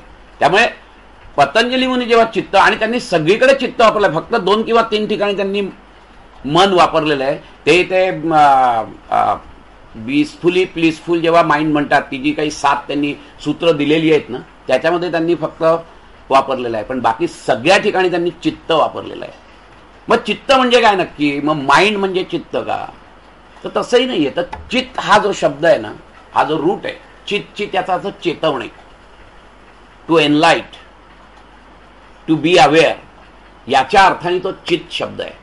आणि त्याला पुढे सफिक्स लावलेला आहे तचा, which is a past participle of chitta and used as a noun, म्हणून ते चित्त झालेलं आहे. चित्तवरून चित्त. चित्त म्हणजे काय? That is made conscious, that which is made conscious, that which is made enlighten, that which is made aware. जे अवेअर होतं, जे कॉन्शियस होतं, त्याला चित्त म्हणतात. आता आपल्या इथे परिस्थिती अशी आहे की योगशास्त्रांनी सांख्य फिलॉसॉफीचं जे काही इव्होल्युशन ऑफ प्रकृती जी आहे, ही सगळीच्या सगळी जशी आहे तशी वापरलेली आहे. आणि त्या इव्होल्युशनमध्ये चित्त इज ए प्रॉडक्ट ऑफ प्रकृती, वेळात प्रकृती जे जड, ती कॉन्शियस नाहीये. प्रकृती ही जड म्हणून वापरलेली आहे. आणि मग जड प्रकृती जर असेल तर ती कॉन्शियस कशी होणार, हा मुद्दा असतो. And that is why it is a acquired consciousness. Even though potentially it can become a conscious, it cannot be conscious without the presence of purusha. हा एक महत्वाचा मुद्दा लक्षात घ्यायचा असतो. म्हणून चित्त हे जड जरी असलं तरी देखील it has got the potential to act as a conscious entity, but only in the presence of purusha. हा ह्याच्या आपण पुढच्या बुधवारी आपण अख्खं इव्होल्युशन घेऊ, त्याच्यामध्ये त्याचा डिटेलमध्ये आपण अर्थ बघणार आहोत की कशी प्रकृती इव्हॉल्व होत गेली. जशी 2 प्रिमॉर्डियल प्रिन्सिपल्स आपण सांगितलेली आहेत, एक पुरुष आणि एक प्रकृती. म्हणजे जेव्हा काहीच नव्हतं तेव्हा फक्त 2 प्रिमॉर्डियल प्रिन्सिपल, दोन्ही अव्यक्त होती, पुरुष आणि प्रकृती. पण पुरुष तत्व जे त्यांनी सांगितलेलं आहे, पुरुष तत्व अकर्ता म्हणून सांगितलेलं आहे. It is not doing anything, काहीच करत नाहीये तो. आणि त्यामुळे चित्त जे काही करताय ते चित्तच करताय. चित्त इज अ इव्होल्यूट ऑफ प्रकृती. ते कुठे उत्पन्न झालं, काय उत्पन्न झालं, ते आपण पुढच्या बुधवारी बघूया की हाऊ इट गेट्स इव्हॉल्व्ड. चित्त म्हणजे काय याचा देखील आपल्याला अर्थ बघायचा आहे नीट. परंतु जी कॉन्शियस, मग या अर्थाने what is to be conscious, which is made conscious is the chitta. तसं जर असेल तर मग चित्त जे जे काही कॉन्शियसली मॅनिफेस्ट होत आहे किंवा ज्याच्यातून कॉन्शियसनेस मॅनिफेस्ट होतोय, अशा सगळ्या गोष्टींना चित्त म्हणतात. आणि म्हणून chitta is inclusive of your sense organs where the sensations can be perceived. The chitta is the real perceiver. The purusha is not perceiver, he is not doing anything, he is not perceiving also. तो काहीच करत नाहीये. But mayor presence of पुरुष, चित्त is getting evolved. Chitta is manifesting itself in the form of conscious entity. आणि या अर्थाने जेव्हा आपण चित्त बघतो त्यावेळेला आपल्याला कळतं की chitta is inclusive of all your physical body where the sensations are manifested. Your mind, की जिथे तुमच्या भावनेचे उद्रेक वगैरे मॅनिफेस्ट होत असतात. अप्पर माइंड, की जिथे थिंकिंग प्रोसेस चालू असते. Everything is nothing but the manifestation of consciousness only. Analysis जे बुद्धीच्या स्तरावर होत असतं, लाईक्स अँड डिसलाईक्स जे इगोइस्टिक स्तरावर होत असतं, या सगळ्याचं मिळून चित्त आहे. आणि माइंड जे आहे त्यातला एक भाग आहे फक्त चित्ताचा. आणि ढोबळ याने जर सांगितलं तर चित्त याचा अर्थ मन, बुद्धी, अहंकार आणि सेन्सेस. ते इव्होल्युशन ऑफ प्रकृतीमध्ये आपल्याला कळेल की का हे सगळं झालेलं असतं, याचा उद्देश काय आहे. अतिशय सुंदर हे सगळ्या ऋषींनी जे काही दर्शनं मांडलेली आहेत ना, खरोखर कौतुकास्पद मांडलेली आहेत. प्रत्येक प्रश्नाला उत्तर आहे त्यांच्याकडे. आणि म्हणून चित्त जेव्हा आपण म्हणतो त्यावेळेला चित्त is inclusive of everything, that is मन, बुद्धी, अहंकार, या तिन्हीचं मिळून चित्त होतं. चित्ताचं वेगळे व्याख्यान वेदांत फिलॉसॉफीत तुम्ही गेलात तर अंतःकरण चतुष्टयमध्ये चित्त येतं. मन, बुद्धी, अहंकार, चित्त, आणि त्या चाराला मिळून अंतःकरण चतुष्टय म्हणतात. परंतु त्याची जर गल्लत करायला गेलो ना तर आपल्याला काहीच कळणार नाही. त्यामुळे सध्या वेदांत फिलॉसॉफी बाजूला ठेवा, कारण एक जर करायला गेलो दुसऱ्याचा त्याचा जर का उल्लेख केला तर सगळेच सरमिसळ होईल आणि आपण पूर्ण आपलं डोकं बाजूला जाईल. त्यामुळे आत्ताच्या पुरता विचार करायचा तर पतंजली मुनींच्या दृष्टीने chitta which is to get or which is made conscious is called chitta, or rather where the consciousness gets manifested, ते सगळं जे आहे ते चित्त आहे. म्हणजे टेबल चित्त आहे का टेबल चित्त नाही, इट डझंट मॅनिफेस्ट. कॉन्शियसनेस याचा अर्थ काय आहे की जाणीवेच्या स्तरावर, सेन्सेशनच्या स्तरावर जिथे जिथे अभिव्यक्त होत आहे त्या सगळ्यालाच आपण चित्त म्हणतो. आणि म्हणून पतंजल योगसूत्र ही इंडिव्हिज्युअल लेवलला आहे. He is talking about the individual level. Individual माणसाचा विचार करून सांख्य फिलॉसॉफीचं हे केलेलं आहे. सांख्य फिलॉसॉफीने सांगितलंय ही जी 25 तत्व आहे त्या 25 तत्वाचा जर नीट अभ्यास केलात तुम्ही तर तुम्हाला कळेल की मोक्ष म्हणजे काय आहे ते. आणि ह्याचा आपल्याला अर्थ नीट लागला नाही म्हणून सांख्य असं म्हणतात की तुम्ही सगळे दुःखात आहात. पतंजली मुनी म्हणतात की तुम्ही तुमच्या फक्त चित्ताचा विचार करा, चित्ताला स्वच्छ करा, चित्ताला पूर्णपणे स्वच्छ केलं की तुम्हाला सगळंच कळणार आहे. आणि so he is talking at individual level. Patanjali Muni is talking only at individual level. Even though he has accepted the complete philosophy, the evolution of Prakriti of Samkhya. आणि म्हणून इंडिव्हिज्युअल लेवलला जेव्हा आपण चित्त म्हणतो तेव्हा it is inclusive of all this things. आणि म्हणून चित्त म्हणजे माइंड नाही, हा पहिला मुद्दा.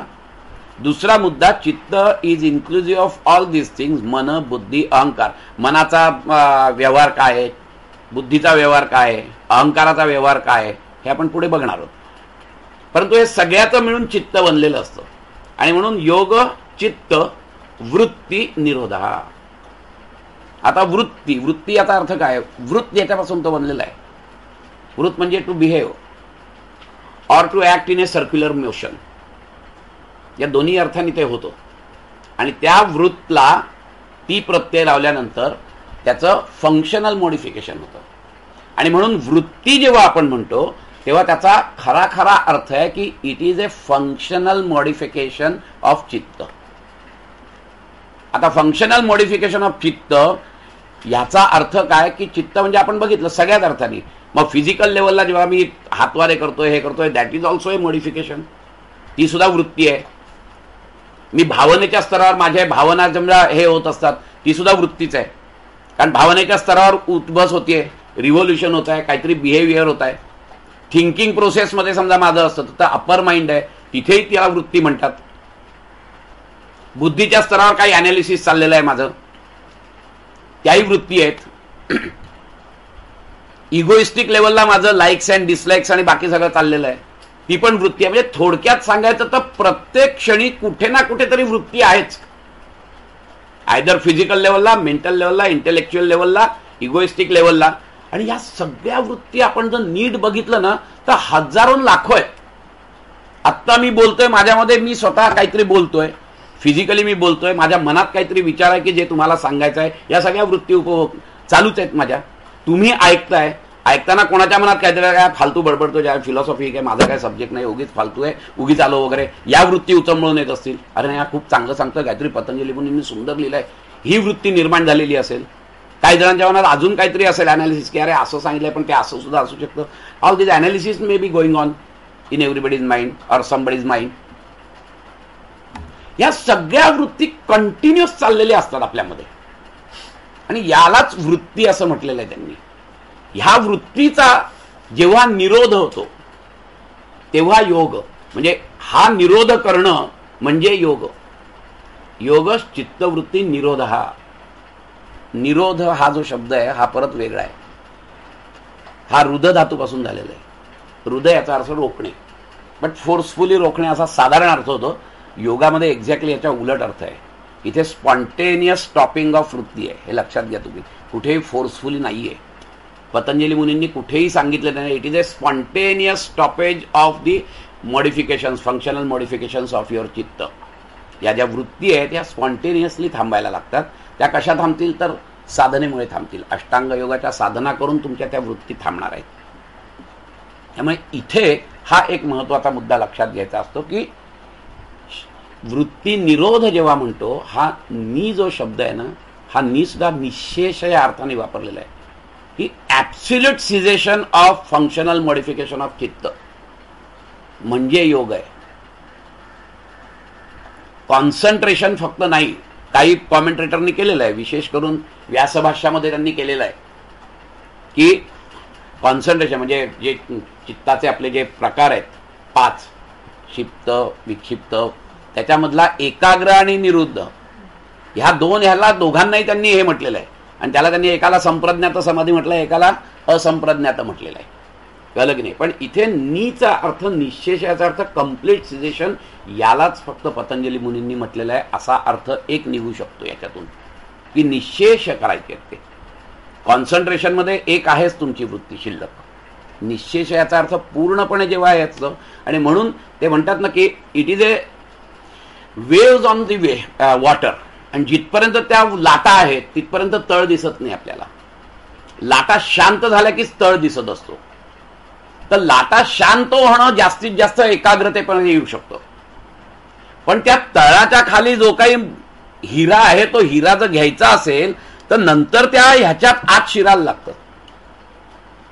ते माइंड जेव्हा पूर्ण शांत होतो तेव्हा तुम्हाला क्लिअर कट दिसतं की त्या तळाशी एक सुंदर हिरा आहे, प्रेशियस स्टोन आहे. पण तो स्टोन मिळण्यासाठी तुम्हाला त्या शांत याच्यात सुद्धा आत जायचं आहे, हे लक्षात घ्या तुम्ही. म्हणजे नुसतं मन शांत करणं याचा अर्थ योग नाहीये. तर त्या शांत झालेल्या मनाच्या खोलात जाऊन तुम्हाला तो प्रेशियस स्टोन उचलायचा आहे, याचा अर्थ योग आहे. तो उचलणं, that realization, the actual realization of that precious stone is yoga. नुसतं बघणं म्हणजे योग नाहीये. बघणं तर खूप जण करतात, पण to experience, to realize that thing is very important thing. आणि म्हणून योग चित्तवृत्ती निरोधा जेव्हा आपण म्हणतो त्यावेळेला ह्या सगळ्या वृत्ती जेव्हा शांत होतात त्या वेळेला जे काही तुमची मनाची अवस्था किंवा चित्ताची अवस्था असते त्या चित्ताच्या अवस्थेला आपल्याला योग म्हणता येईल. मग ती कशी असते, काय असते, खूपच मोठं आहे. पहिला अख्खा पाठ जो आहे तो फिलॉसॉफीचाच आहे, हळूहळू उलगडत जाणार आहे. एक एक एक एक हे जर का पदर उलगडत गेलं तर आपल्याला कळणार आहे की नक्की पतंजली मुनींना काय म्हणायचं आहे. पण आता तुर्तास आपल्याला हे लक्षात घ्यायचं आहे की या ज्या सगळ्या फंक्शनल मॉडिफिकेशन्स आहेत चित्ताच्या, या सगळ्या चित्ताच्या फंक्शनल मॉडिफिकेशन जेव्हा पूर्णपणे स्टॉप होतात, थांबतात, त्यावेळेला तुम्हाला खरं रिअलायझेशन होतं. And that realization is nothing but the yoga. आणि तेच त्यांनी दुसऱ्या याच्यात सांगितलेलं आहे की तदा द्रष्टुः स्वरूपेव स्थानम. आता द्रष्टू म्हणजे सियर या अर्थाने घेतलेला आहे. आता सियर याचा अर्थ he is a doer, he can see, he can perceive. आता प्रॉब्लेम असा येतो की पुरुष हा अकर्ता आहे, he is passive, he is not doing anything, even though he do not have even the will to manifest. काहीच नाहीये. ते प्रिन्सिपल असं म्हणून तर ते म्हणतात ना की अनाकलनीय आहे, इनेफिबल आहे, की त्याचं डेफिनेशन नाही करता येते. तो अकर्ता पण आहे, तो पॅसिव्ह आहे, आणि तरी देखील त्या याच्यामुळे सगळी सृष्टी निर्माण झालेली आहे. असं ते काहीतरी अनिर्वचनीय तत्व आहे पुरुष प्रिन्सिपल. आणि हे पुरुष प्रिन्सिपल असं असल्यामुळेच प्रकृती सुद्धा पूर्वी अनमॅनिफेस्टेडच होती. त्रिगुणांची होती तरी देखील अनमॅनिफेस्टेड होती. ती मॅनिफेस्ट केव्हा होतीये तर ती ह्याच्या सान्निध्यात पुरुषाच्या आल्यामुळे. पण म्हणजे पुरुष तिला बोलवत नाहीये असं कुठेही नाहीये. It is just the presence of पुरुष, it starts manifesting it's पोटेन्शियालिटीज.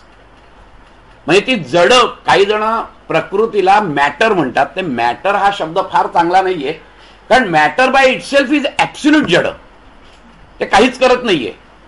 But the प्रकृती इटसेल्फ, त्या प्रकृती या शब्दातच मुळी प्र आणि कृती आहे, प्रकर्षाने केलेली कृती आहे. So it has got the potential to manifest, it has got the potential to act, but it cannot act without the presence of Purusha. त्यामुळे त्या अर्थाने जर आपण विचार केला तर पुरुष हा सियर होऊ शकतो. But otherwise he is not a perceiving entity.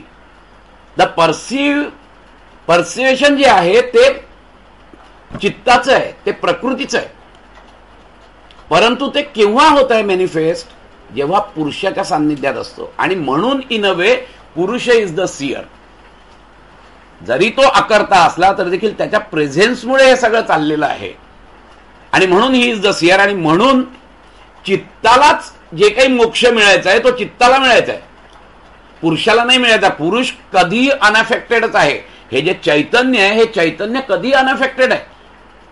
माझ्यामध्ये असलेलं जे चैतन्य आहे, की ज्याला आपण साध्या भाषेत चैतन्य म्हणतोय, की ज्यालाच पुरुष प्रिन्सिपल म्हणतात, हे चैतन्य अनअफेक्टेड आहे. म्हणजे माझ्यावर आघात झाले काय, माझा कोणी अपमान केला काय, मला कोणी पुष्पगुच्छ दिलं काय, या सगळ्या याच्यामध्ये मी फक्तच बघतोय जाणीवेनी.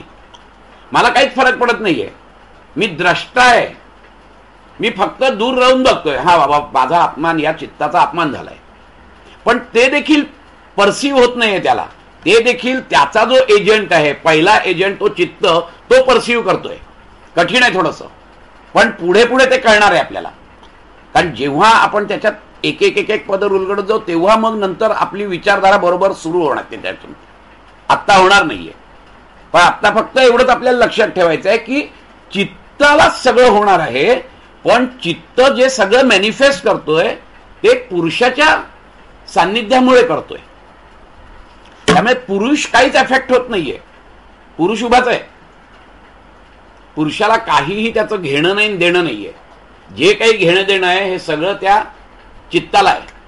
आणि म्हणून चित्तच या संपूर्ण रगाड्यात आलेलं आहे आणि चित्तच या रगाड्यातून परत बाहेर जाणार आहे. त्यामुळे जे योगशास्त्र आहे, हे योगशास्त्र चित्तवृत्ती निरोध जो आहे तो त्या चित्ताने करायचा आहे. पुरुष काहीच करणार नाही. पुरुष कधीच काही करत नाहीये. परंतु पुरुषाच्या सान्निध्यामुळे असल्यामुळेच तदा द्रष्टु स्वरूपेव स्थानम जेव्हा म्हणतो तेव्हा चित्ताला जेव्हा ही गोष्ट कळते. आत्ता आपल्याला कळत नाहीये ही गोष्ट, इंटेलेक्च्युअली कळून काही उपयोग नाहीये. योगशास्त्र वगैरे हे एक्सपिरियन्शियल नॉलेजवरच बोलत असतं, अनुभवशास्त्र आहे हे. त्यामुळे इंटेलेक्च्युअली आपल्याला सगळं कळत आहे की हा माझं चैतन्य वेगळं आहे आणि मी वेगळं आहे. पण मी वेगळा आहे तरी देखील माझा कोणी जर इन्सल्ट केला तर मी लगेच उफाळूनच बाहेर येतो. मी असं नाही म्हणत ते मला काहीच इफेक्ट होत नाही, मला कोण काय करणार, कारण मी तर चैतन्य आहे. असं काही होत नाही इंटेलेक्च्युअली माहिती असून सुद्धा. त्याचं कारण असं असतं की आपण एवढे त्यात गुरफटलेले आहोत की आपण जरी इंटेलेक्च्युअली मान्य असलं तरी एक्सपिरियन्शियली आपण बघत नाहीये ते. It is not our experiential knowledge. आणि हे एक्सपिरियन्शियल नॉलेज जेव्हा येतं तेव्हा खरोखर, म्हणून तर संतांना वगैरे काहीच वाटत नाही कोणी काही अपमान केला तर, कारण त्यांनी ते अनुभवलेलं आहे की अरे हे सगळं जाणारच आहे ना. हे मला इंटेलेक्च्युअली माहिती आहे की हे सगळं जाणार आहे. पण म्हणून मला कोणी जर माझा अपमान केला तर मला वाईट नाही का वाटत? मला वाईट वाटतं. मी रिॲक्ट नाही का होत? मी रिॲक्ट होतो. त्याचं कारण असं आहे की इंटेलेक्च्युअली माहिती आहे ना, तर ते इंटेलेक्ट सुद्धा त्या प्रकृतीचंच इव्होल्यूट आहे. आणि तो जो द्रष्टा आहे तो बाजूलाच आहे. हे जेव्हा एक्सपिरियन्स येतो त्यावेळेला कळतं की अरे हे सगळंच जड आहे. तो बोलणाराही जडच आहे, ऐकणाराही जडच आहे, जो अपमान करतोय तोही जडच आहे, ज्याचा अपमान होतोय तोही जडच आहे. सगळेच मातीमोल आहेत ना. पण तू हा एक्सपिरियन्स जेव्हा येतो, अनुभव जेव्हा येतो, तेव्हा माणसाच्या पर्सनॅलिटीमध्ये फरक पडतो. आणि म्हणून मोक्ष संकल्पना जी सांगितलेली आहे ही मोक्ष संकल्पना मरणानंतरची नाहीच सांगितलेली. तर मोक्ष संकल्पना जिवंतपणी तुम्हाला मोक्ष मिळाला पाहिजे. जिवंतपणी तुमचं रिअलायझेशन होणं महत्वाचं आहे. या जिवंतपणी याच देहात तुम्हाला जेव्हा रिअलायझेशन होईल त्यावेळेला तुम्हाला कळणार आहे की अरे खरंच की प्रकृती आणि पुरुष वेगवेगळे आहेत, मी खरा चैतन्य आहे. हा अनुभवाच्या स्तरावर आल्यावर मग काही इफेक्ट होत नाही. मग तुमच्या पर्सनॅलिटीमध्ये फरक पडतो. नाही तर माझ्या पर्सनॅलिटीत फरक काहीच नाही पडणार आहे. सगळं नॉलेज आहे याचा सुद्धा अहंकार घेऊन मी बसलेला असेल आणि जरा जास्तच वाईट झालेला असेल. हा पण एक प्रकार आहे. कारण अनुभवाच्या स्तरावर नाही, अनुभवाच्या स्तरावर जर जायचं असेल तुम्हाला तर त्यासाठी साधनाच करायला पाहिजे. आणि ती साधनाच झाली तरच चित्तवृत्ती निरोध होणार आहे. नाही तर चित्तवृत्ती निरोध होऊ शकत नाहीये. त्यामुळे साधनेला पर्याय नाही. राजेश्री आणि संध्या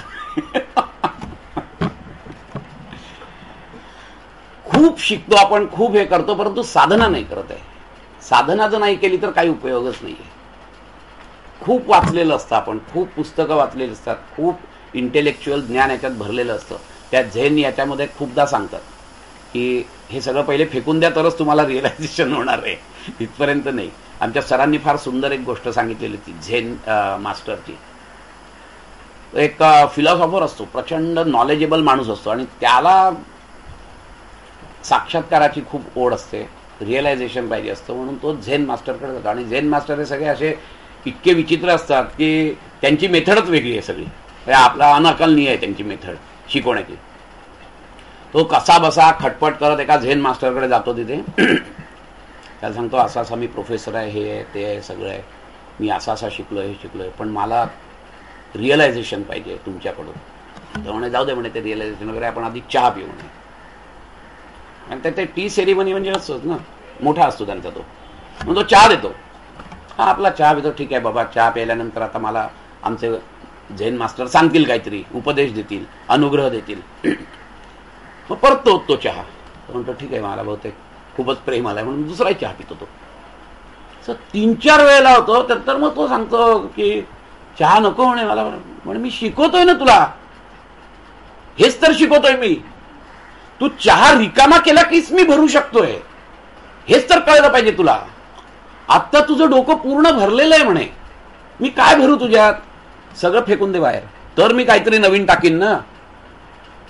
टी सेरेमनी वगैरे या पद्धतीने बघतात की तू रिकामा केलास ग्लास म्हणून तर मी भरला ना, मी भरू शकलो.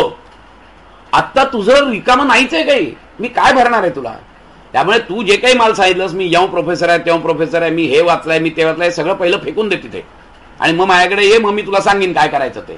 तर पहिला स्टेप त्यांनी तिथेच सांगितली त्याला टी सेरेमनीमध्ये, की हे पहिलं बाहेर फेकून येतो की मग मी काहीतरी तुला टाकू शकीन आतमध्ये तुझ्या. या पद्धतीनेच हे सगळी जी मेथड आहे ही नुसतं वाचून उपयोग नाही, तर त्याच्यानंतर ते बाजूला सारलं पाहिजे. मी मागे एकदा आमच्या शुक्रवारच्या याच्यात पण सांगितलेलं होतं की याचा उपयोग आहे. कारण आपल्याला काटा बोचलाय, हे लक्षात घ्या तुम्ही. काटा बोचलेला आहे त्याचं दुःख आहे, पण तो काटा जो बोचलेला आहे तो जर काढायचा असेल तर मी दुसरा काटा घेणार आहे. तो दुसरा काटा घेऊन मी हा काटा काढणार आहे. पण हा काटा निघाला की ही दोन्ही काटे मी फेकून जर दिले नाहीत ना तर काहीच उपयोग नाही. ज्या काट्याने मी काटा काढलाय तो काटा जर जपून दिला, या काट्यामुळे मी तो काटा काढला, तो काटा केव्हा तरी चुभणार आहे मला. त्यामुळे तो काटा काढल्यानंतर दोन्ही काटे मी फेकून द्यायला पाहिजे. ज्ञानाचा उपयोग फक्त तो काटा काढण्यासाठी आहे. तो एकदा काटा निघाला की हे सगळ्याच्या सगळं फेकून द्यायचं आहे, दोन्ही काटे फेकून द्यायचे तुम्हाला. हे लक्षात घ्या, तरच तुम्हाला रिअलायझेशन होणार आहे. यासाठीच साधना असते.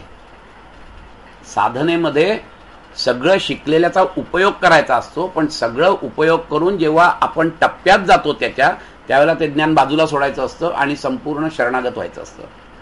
शेवटची पायरी शरणागताची येते. ते शरणागत जिथपर्यंत होत नाही तिथपर्यंत काही उपयोग नाही. आणि शरणागत होण्यासाठी हा पहिला जो सगळा अहंकार आहे ना, की मी याव केलाय, मी त्याव केलाय, मी MA केलाय, मी PhD केलाय, हे सगळं फेकून द्यायला लागतंय पहिले. तर ते रिअलायझेशन होणार आहे तुम्हाला, नाही तर ते रिअलायझेशन होणार नाहीये. त्यामुळे काटा नक्की पाहिजे. काही लोक म्हणतात अरे असं आहे मग कशाला शिकायचं वगैरे, तसंही नाहीये. तर हे पाहिजे, कारण मला काटा बोचलेला आहे, तो काटा काढण्यासाठी मला काटा पाहिजे. परंतु विथ अवेअरनेस मी तो काटा वापरला पाहिजे की तो काटा निघाल्यानंतर दोन्ही काटे मला फेकून द्यायचे. हा महत्वाचा मुद्दा लक्षात ठेवला पाहिजे. आणि हे जे काही तोडायचं आहे हे मी फक्त आणि फक्त साधनेच्या द्वाराच समजू शकेल. मला फक्त आणि फक्त पुस्तकी ज्ञान आणि हेन तेन चर्चासत्र हेन तेन याच्यातून कळणार नाहीये. तर साधना करत करतच ते मला समजणार आहे, तिथपर्यंत समजणार नाही मला हे. आणि म्हणून साधना काय आहे तर चित्तवृत्ती निरोध करण्यासाठी जी साधना पतंजली मुनींनी सांगितली आहे अष्टांग योगाची, त्याचा अभ्यास करणं हे खूप महत्वाचं आहे. पतंजली मुनींनी जे काही सांगितलेलं आहे ते सगळं अष्टांग योग सांगितलं आहे, संपूर्णपणे मनावरच ऑपरेशन्स त्यांनी सांगितलेली आहेत. ती नंतर आपण बघणार आहोत. आसन प्राणायामाची जी सूत्र आहेत त्यात सुद्धा तुम्हाला जर दिसेल की त्यांनी काही फार सांगितलेलं नाही, त्यांनी मनासाठीच सगळं सांगितलेलं आहे. बाकी आपण जे आसन प्राणायाम करतो ते हठयोगिक प्रॅक्टिसेस आहेत, ती कशा, हठयोग कुठपर्यंत आहे, मग लययोग कुठे चालू होतो आणि मग राजयोग कुठे चालू होतो, हे नंतर आपण डिटेलमध्ये बघणार आहोत. आपलं हे वर्ष 2 वर्ष चालणार आहे सगळी चर्चासूत्र, पण डिटेलमध्ये चालणार आहेत की हठयोगाची नक्की उपयोग काय आहे. आपण जे काही आत्ता करतोय सगळे हठयोगिक प्रॅक्टिसेस करतोय आपण, पण त्याची नक्की गरज कुठपर्यंत आहे. तर हठयोगामध्ये जे काही आपल्याला स्वात्मारामांनी सांगितलेलं आहे, आसन प्राणायाम बंधमुद्रा आणि नादानुसंधान, ह्या टप्प्याटप्प्याने आपण नक्की काय करतो, कुंडलिनी कुठपर्यंत घेऊन जातो, त्याच्यानंतरचा टप्पा काय आहे. म्हणजे थोडक्यात सांगायचं झालं तर हठयोग आणि मंत्रयोग हे कुंडलिनी शक्ती मूलाधारापासून अनाहत चक्रापर्यंत घेऊन जाण्यासाठी आहेत. अनाहत चक्रात आल्यानंतर जेव्हा तुम्हाला नादानुसंधान साधतं आणि तो जो अनाहत नाद ऐकू येतो त्याच्यानंतर तुमचा लययोग चालू होतोय. लययोग याचा अर्थ तुम्ही त्या नादामध्ये तुमच्या चित्ताचा लय करायचा आहे आणि मग तो इथून विशुद्धीपर्यंत जातोय तुमचा.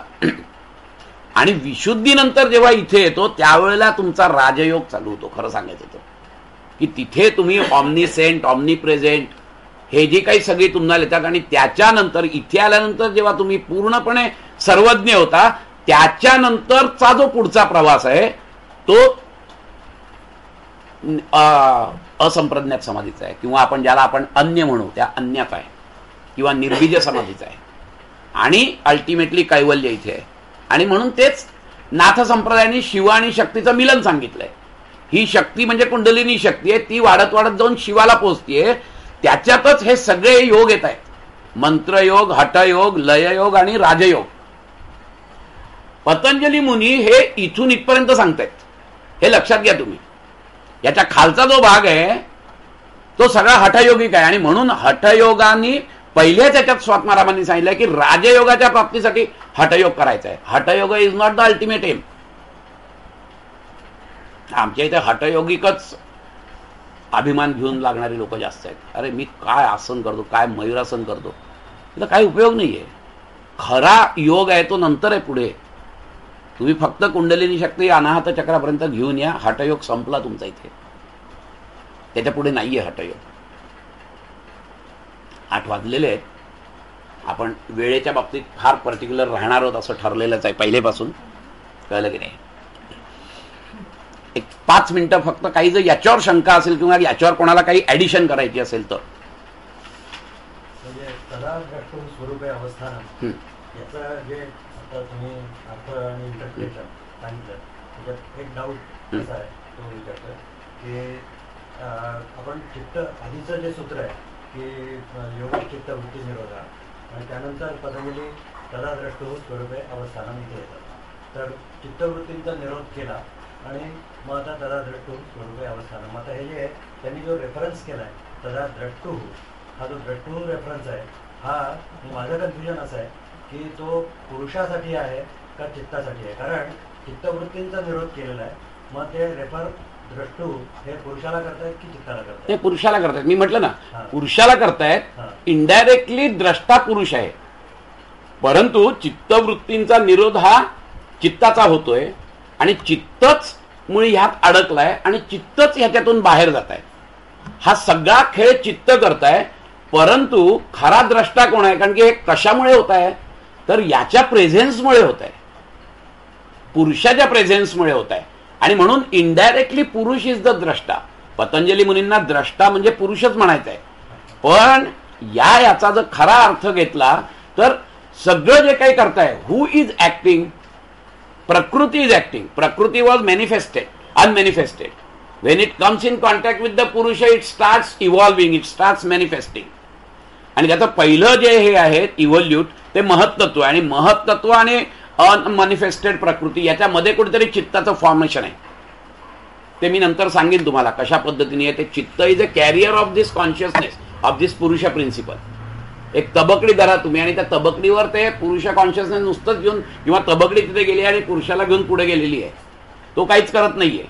पण because that purusha principle is there on that chitta तबकडी, it starts manifesting, it starts behaving, it starts acting.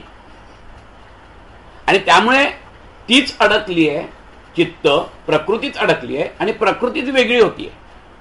परंतु हे सगळे जे प्रकार घडत आहेत हे ह्याच्या प्रेझेन्समुळे घडल्यामुळे इनडायरेक्टली पुरुष इज द सियर तदा द्रष्टू स्वरूपेव स्थानम. याचा अर्थ असा आहे की तो द्रष्टा जेव्हा मूळ याच्यात जातो तेव्हा प्रकृती सुद्धा मूळ प्रकृतीत निवडून होते.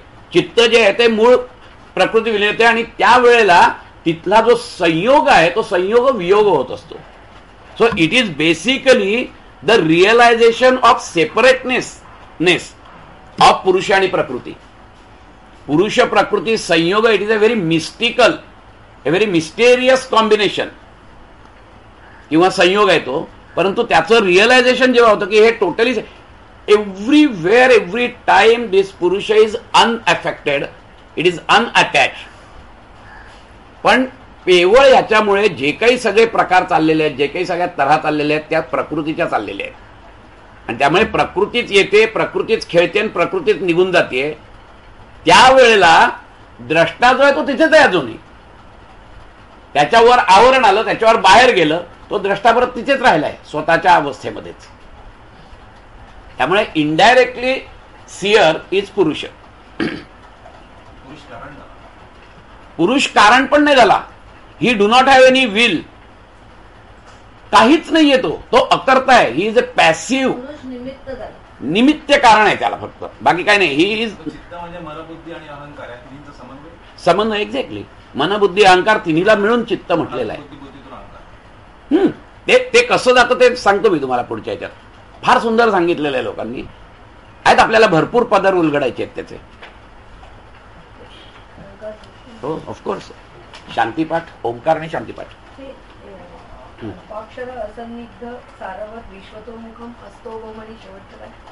अनवद्य काय बरं, अनवद्यश्च. अनवद्यश्च याचा अर्थ प्युअर इन थॉट्स. अस्तोभम म्हणजे हे विदाउट एनी फॉल्ट्स.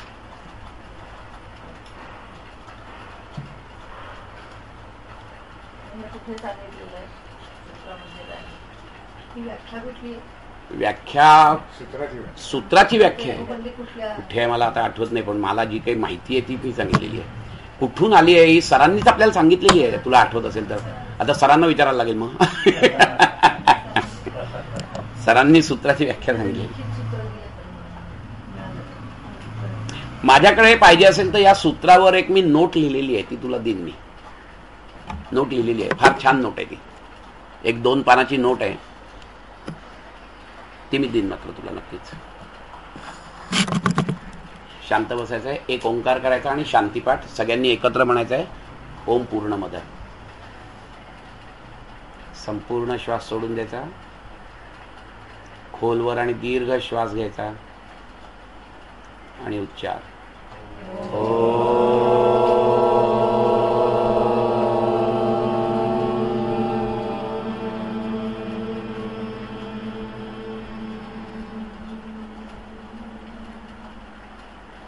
शांतीपाठासाठी दोन्ही हात जोडून घ्यायचे.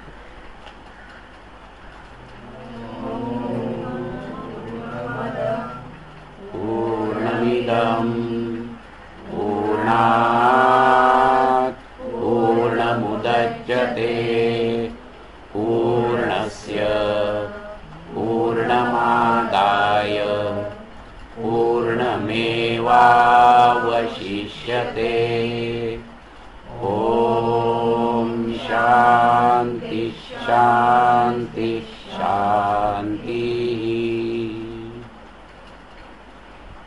हस्तमर्दन.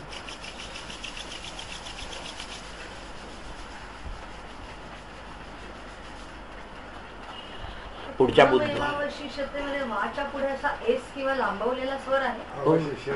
अवशिष्यतेचा तो आहे. अवशिष्य पुढच्या बुधवारी आपण पुढची 2 सूत्र जी आहेत ती घेऊ की ज्याच्यामध्ये आपण पुरुष आणि प्रकृतीचं जे हे आहे ना इव्होल्युशन जे आहे ते कशा पद्धतीने होत आहे अकॉर्डिंग टू सांख्य ते बघणार आहोत आपण. स्वतःच एक सांगते ती वही केलेली आहे. प्रत्येकाने आल्यानंतर ज्यांनी नावं लिहिलेली नाहीये त्यांनी नावं द्या त्यांची. आणि नाही मागच्याच ह्याच्यात ठरलेलं आहे. इकडे नमस्कार करायला मागच्याच ह्याच्यात ठरलंय. काय म्हणते का ही प्रकृती आहे तो पुरुष आहे. त्यांच्या सान्निध्यामुळे हे बोलतोय प्रकृती.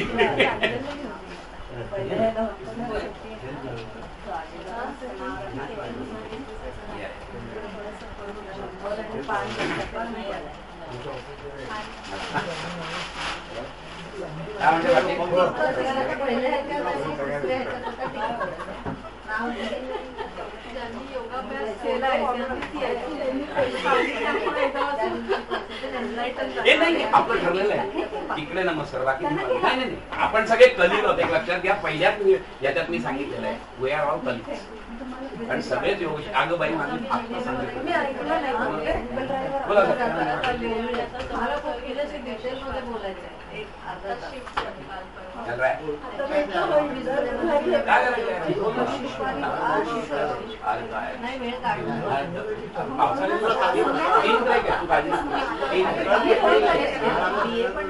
आता मी चाललो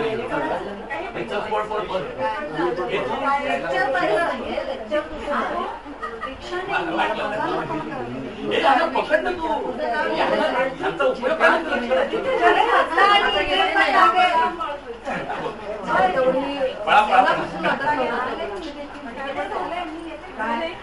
तुला जाम कुठं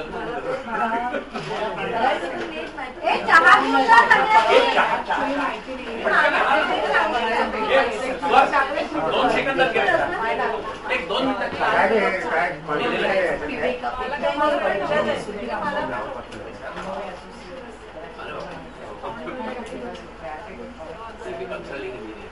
पुढचं मी घालीन. नाही इथे नाही चालू हे बघ एकच सांगतो जो चहा पिल त्याला फुकट आहे आणि जो चहा पिणार नाही त्याने चहाचे पैसे देऊन जायचे. हो भाई लवकर आणा. आमच्या ऑफिसची पद्धत आहे चहा प्यायचा नसेल तर पैसे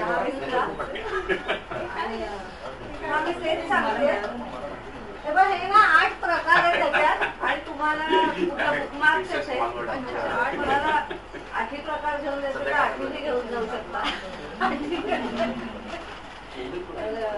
तिथे खरंच अजून पण आहे तिथे पण ते 8 वेगवेगळे प्रकार आहेत.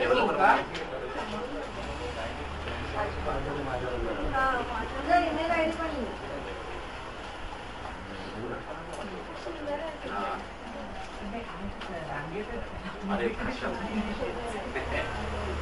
आणि ते थोडस कसं आहे ते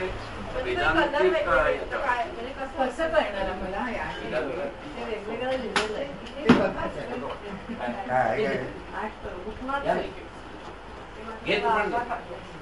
बाबा चहा हे मागे वळताना जरा बघा चहा घेऊन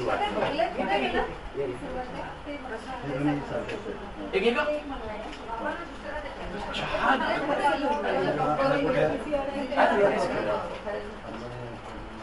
त्याला काय अर्थ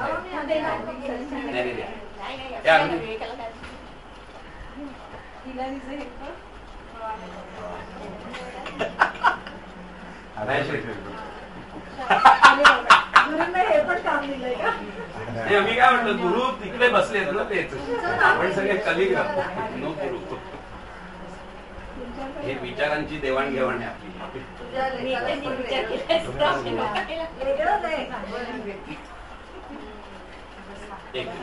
बसा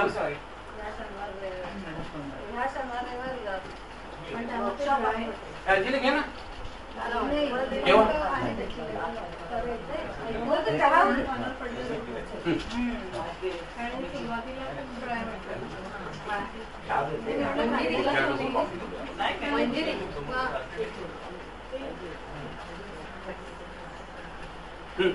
ती कितवीला आहे? 6वीची झाली म्हणजे मी बोलते तुला बघून म्हटलं लेखाला घेऊन हे कुठे घेतलं काय आहे?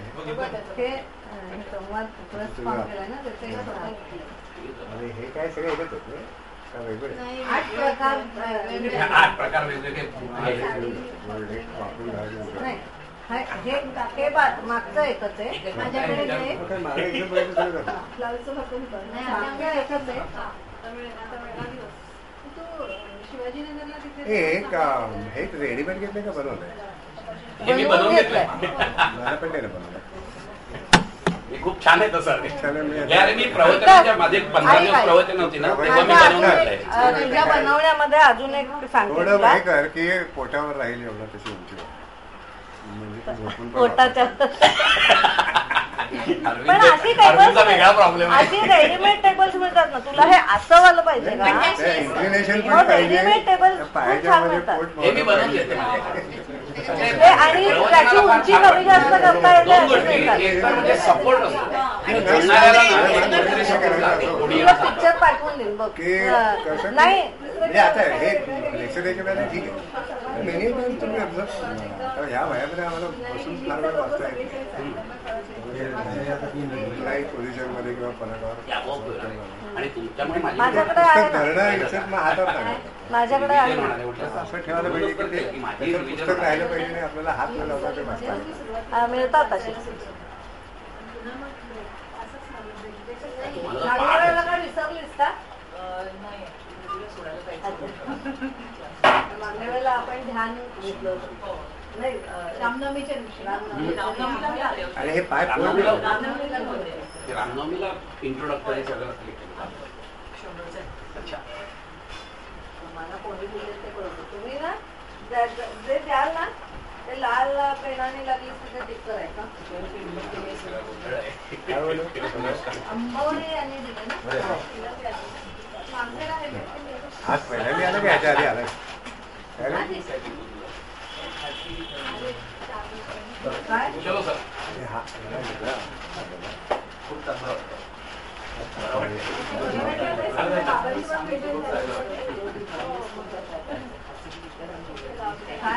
नाही झालं ते घेण्यासाठी का लागलं का? म्हणजे असंच आहे असंच घ्यायचं. काय म्हणतात? ऐक नाही. ते लावायचं.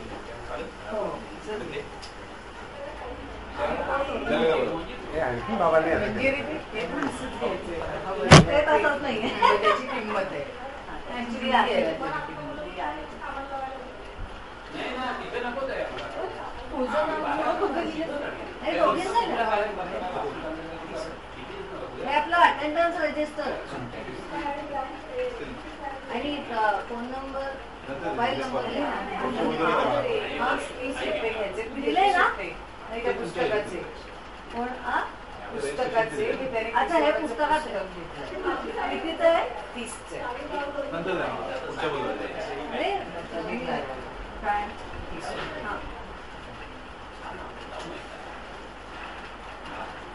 हे डायरेक्ट बाबांना आहे.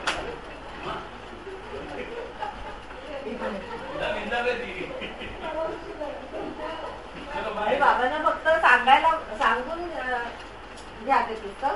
म्हणजे कोणी घेतलंय ते बाबांना कळायला. आता पत्ता नाही दिलास का?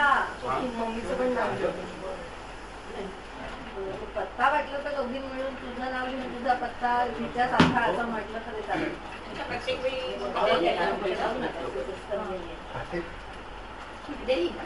दोन गोष्टी आपले कॉलम आहेत. एक मला एक मला लाईव्ह विषयी बोलायचं. चलो. कोणालाच माहिती नाही.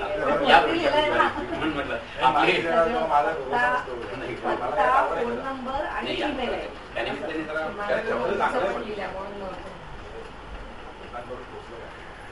हे नाही एकच एकच आहे का? ह्याच्यामध्ये लिहिलं. हो का? हे एकच आहे ना वेगवेगळं? काय ते वेगवेगळं. म्हणजे आता हे रेकॉर्डिंग होतं आता. नाही नाही, ह्याच्यात फक्त सूत्र आणि अर्थ दिलाय, बाकी हे काही आणलं नाही की दिलंय. पुढे ना? हा, याच्यात सूत्र आणि अर्थ एवढंच आहे.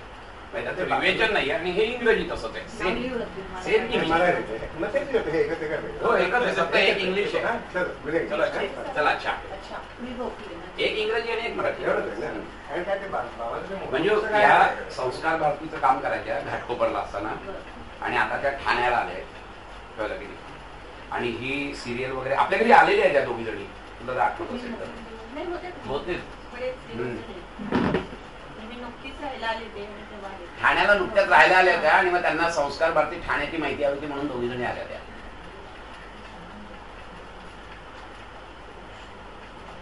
आता सध्या काय चालू यायचं? आता सध्या 10वीची परीक्षा दिली आहे, त्यामुळे जरा 2-3 दिवस झाले, जास्त दिवस नाही झाले. काय लायचं काय? अरे आता आपण एक नवीन क्लब हे करतो, एक्सटेंड करतोय. हो, हो, मी लावतो. नाहीतरी मला इकडे जावं असं वाटायला लागलं. चल आपण जाऊया. खरंच काय सिरियसली सांगतो, इथे मला फार अडगळ झाल्यासारखं वाटायला लागलं. कशाला अडगळ होती यायला? उलट आहे, सगळेजण विचारत असतात तुला. इथे अडगळ झाल्यापेक्षा नवीन याच्यामध्ये नवीन जागेत अडगळ. तर मुद्दा असा आहे की त्याचं आता इन्स्टॉलेशन आहे नवीन क्लबचं. ते आईने केलं. हा, तर त्याचा खर्च कोण करतो? म्हणजे का असं काही नसतं, म्हणजे ते ठरवून ऍक्च्युली म्हणजे माझं ठरवलं काहीतरी नो सेट असं काही सेट काही त्याच्यामध्ये नाही. पण साधारण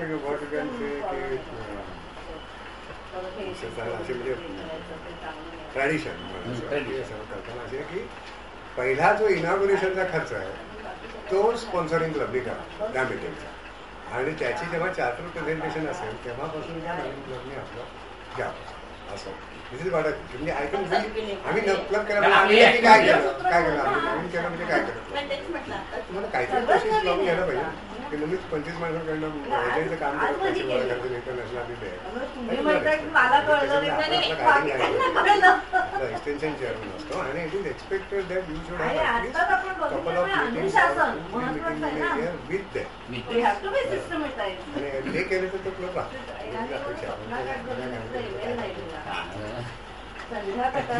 तिने सुकुमारला असा दब दिला की तुम्ही जर नका स्पॉन्सर करत नसाल तर दुसऱ्या क्लब कडे मी जाईल. म्हणजे आता हे म्हटलं दिस इज टू मच. ते जाणून सांगायचं. मी त्यावेळी मारायचं की म्हणून बाई तुला उद्योग सांगितला कोण करायला 25 मेंबर आपल्याला हवेत आपल्याला. एक्झॅक्टली ना, ते इथेच पण मागे पण याच्यावर झालं होतं भरपूर चर्चा. एक क्लब ऑलरेडी स्पॉन्सर केला इकडे नाही, तुला स्पॉन्सर करायला सांगितलं कोण?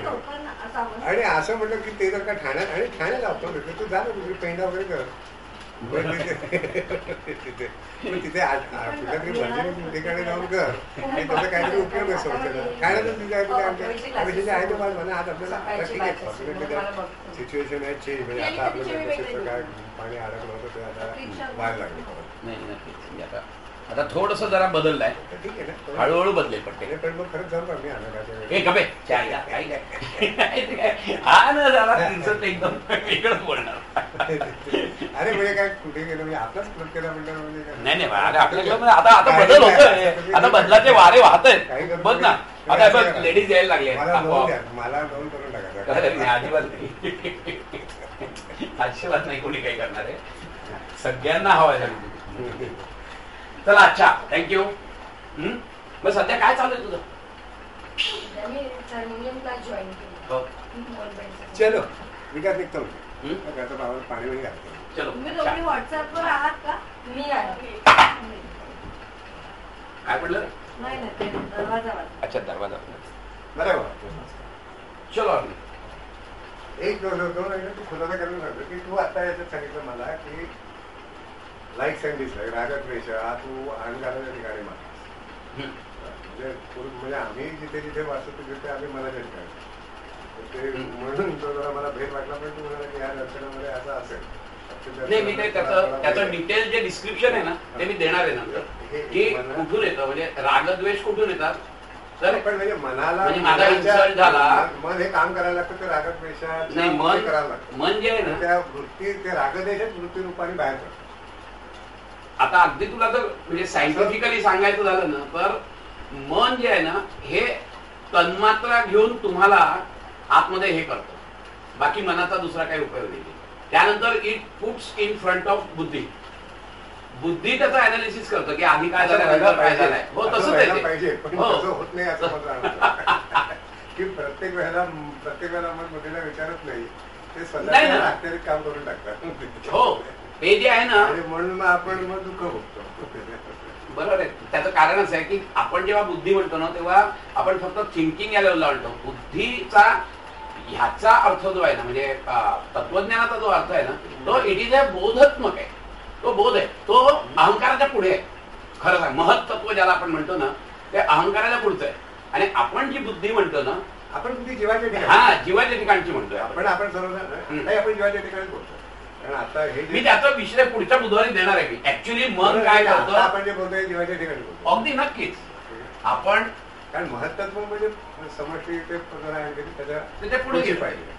आणि नक्की अहंकाराचं काय आहे? दुसरं असं म्हणजे की तिथे द्रष्टू शब्द काला द्रष्टा काला कदा द्रष्टुः स्वरूपेवस्थान, ते मला जरा संस्कृत बघायचं ऍक्च्युली. मला एकदा की द्रष्टू शब्द का आला की सर्वसामान्यपणे तो द्रष्टा आला. नाही तो शब्द काय म्हणजे एकारांत पुल्लिंगी आहे का? म्हणजे हा कदाचित त्याला ऍडवर्ब म्हणतात अशाने वापरला. हा म्हणजे तो एकारांत पुल्लिंगीच आहे ना. देवासारखं चाललाय त्यांनी द्रष्टा बाबा. द्रष्टा हा वेगळा शब्द, द्रष्टू हा मग द्रष्टू हा एक शब्दच असेल वेगळा. हा एक मला ते क्रियापद म्हणून सुद्धा ते फक्त मला एकदा मागे मागे हा शब्द आहे की ते क्रियापद म्हणून सुद्धा वापरत असेल. कारण ते काय होतं किती म्हटलं तरी सूत्र स्वरूपात आलं ना की परत आपण उलगडायला लागलो की त्याचे खूप भेट तयार होतात असेल आहेत. आता हे द्रष्टू शब्द तो ऍक्च्युअली चिंतन करतो. मी बघतो नाही द्रष्टू हा क्रियापद वापर वेगळा लागेल आणि द्रष्टा म्हणून त्या म्हणजे त्याचा द्रष्टा म्हणून काय शब्द म्हणून म्हणून जर का वापरलं मला हा शंका केव्हा आली होती की मी देवासारखा वापरायला गेलो होतो. It's possible to have two different interpretation how you look at it. म्हणजे you look at it as adverb or noun. Correct noun. तर मला त्याच्या दोन्ही याच्यामुळे त्याच्यानं कदाचित निघू शकेल. बघतो नाही याच्यावर चिंतन मला कारण हा शंका आहेच. एक मी तुला सांगतो पण आहे काय मी सगळ्यांना काय की त्याचे सर्व थिंग आर ॲझ्युम ज्या तुम्हाला माहिती आहे. कारण ते सगळ्यांना माहिती नसतात. सदा म्हणजे त्यानंतर अथच्या पुढचं अथ म्हणजे आता इथे तदा म्हणजे काय की वृत्ती निरोध झाल्यानंतर तदा की चित्तवृत्ती आधी झालं तर ज्ञानेश्वर कसं परिवारप्रमाणे ते उकार लावतात तसा लावताय. द्रष्टू उकारात बोलतात ना ज्ञानेश्वर तसं ते बोलले का? आणखी मला तुम्हाला चिंतनाचा विचार मिळालाय की आता ज्ञानेश्वर आणि नामदेव हे समकालीन संत म्हणतात. दोघांची भाषा टोकाची वेगळी टोकाची वेगळी. असं का त्याचं एक म्हणजे एक त्याचा खुलासा एकाने असा केलेला आहे की ज्ञानदेव आपल्याकडे जे आता आपल्याला जे ज्ञानदेवाचं म्हणून आपण साहित्य वाचतो ते मध्ये नंतर ते एका माणसाचं नाहीये. एक खोटा ज्ञानेश्वर त्याच्यामध्ये आलेला आहे.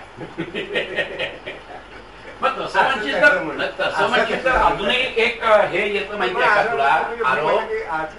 आता ती जी नामदेवाची जी मराठी आहे ती जवळ तुकाराम रामदास आपला एकनाथ यांच्यासारखी जवळ त्याच्यासाठी ज्ञानदेवांचा हरिपाठ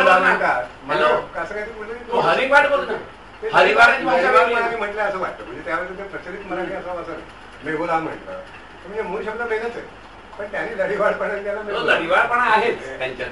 म्हणजे त्यावेळेला म्हणजे मेघाला मेघोला म्हणत असत असं काही आपल्याला जसं थेंबूड म्हटलेलं आहे. थेंबुडा वगैरे यांनी आपल्या कवींनी थेंबाला हे कसं म्हणजे बाळ्या तसं लढीवाळपणा आहे काय त्यात लढीवाळ त्यावेळेला भाषेचं ते रूढ रूप होतं असं नाही. हो पण तसं म्हणावं ना तर अख्खी ज्ञानेश्वरी तशी आहे. म्हणून काय ज्ञानेश्वरी असणारे ज्ञानेश्वर आणि हे आता हरिपाठाचे ज्ञानेश्वर हे वेगळे असते. खूप ठिकाणी मी असं वाचलंय. त्याचा अजून काहीतरी एक्सप्लेनेशन द्यायला पाहिजे. ज्ञानेश्वरी लोक वाचू शकत नाही म्हणजे सरळ वाचू म्हणजे 3-4 वेळा वाचल्याशिवाय त्याचा कळणार कळत मला कळतं म्हणजे माहिती असतो पण आपल्या नजरेसमोर येत नाही. तिसऱ्या चौथ्यांदा वाचल्यानंतर मग हळूहळू मध्ये पहिल्या ते दांडेकरांच्या पत्रकार ओवी वाचायची मागच्या असं डिक्शनरी बसल्यासारखं करावं लागतं. एका कॉपीवर मी चक्क तिथेच कंसात घेऊन ठेवले आणि मग उलटायला नको म्हणून आपली अगदी बारीक बारीक बारीक बारीक आता समाज स्थिती द्यायला मग कधी असं झालं की एका वेळी 3 असं द्यावं लागेल तेव्हा 45 व्हायला लागते ठेवते जाऊन पण तरी झालं आता पण आता आता म्हणजे बरंचसं कळलं म्हणजे आता नाही मागे जाऊन बघायला लागेल नुसतं वाचून कळ नाही पण ते 2-3 म्हणतात असंच आहे ते वाचल्याशिवाय नाही आपल्या तसं लोकांना कोल्हटकरांचं भाषा पचत नाही.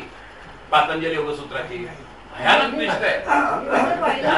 पहिला शब्द वापरला असता तर मला आवडला काय पटत नाही. हो काय झालं पुढला शब्द पचत नाही पण पहिल्यांदा तो चुकून पटत मिळाला तर मला तो जास्त पटला. चला चलो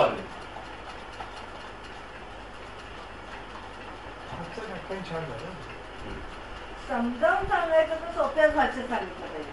समजावून तुम्ही अवघड भाषेत सांगितलं तर काय पॉईंट आहे.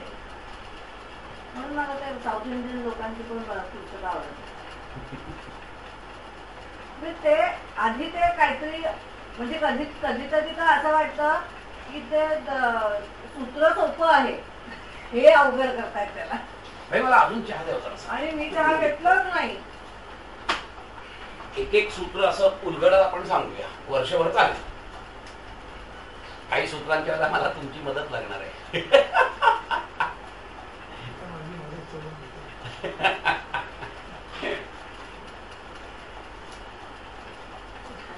मला जे कळलंय किंवा उमगलंय ते मी सांगतो. एक पुस्तक पातंजली योगसूत्राचं एक पुस्तक नेलं त्या तर ते नवीन आले होते ना इथे बसले होते ते त्याने आणि नंदिनी गोरेनी भविष्यातील किस्से ते पुस्तक नेलं. भविष्य कथनातील बेकर ना का आंबवणे काहीतरी आंबवणे सुधीर आंबवणे भास्कर कॉलनीत राहतात. त्यांचा फोन नंबर आहे 99203. तुला माहिती आहे आज किती 10 लोक होती. ते करत होते पण आज त्यांची नावं पण लिहून घेतली म्हणून फोटो काढून ठेवला.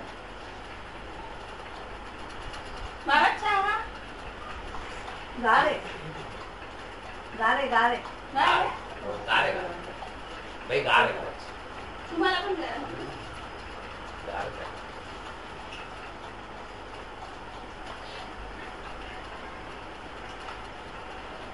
या लेवलला लोकांना कळेल म्हणजे अजून सोपं नाही करून सांगता येणार एवढ्यात सोपं सांगता येतच नाही त्याचे काय करणार. पुढच्या फिलॉसॉफीच आहे ना. पुढच्या मला फळा लागणार आहे. काय यार आता इव्होल्युशन ऑफ प्रकृतीचं सांगायचं असेल तर फळ्याशिवाय कसं सांगणार. मी एक सुचवू का आपण इथे बसायच्या ऐवजी त्या खोलीत बसू. तिथे ह्या सगळ्या गोष्टींची सोय करता येईल. हा बाबा व्हॉट यू से. इथे बसायच्या ऐवजी त्या खोलीत बसू.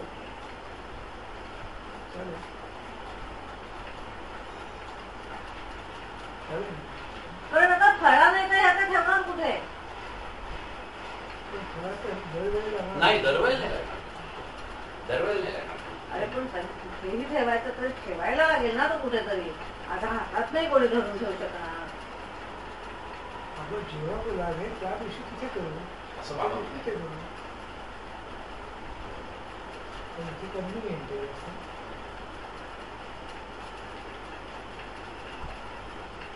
तिथे ना सलग बसता येईल.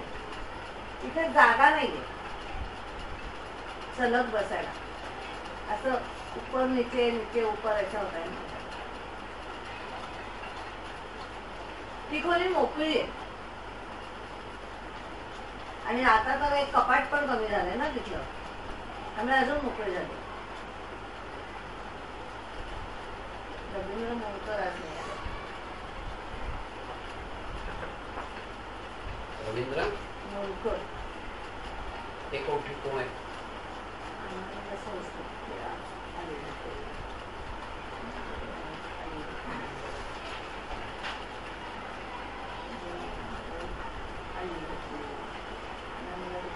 आले होते.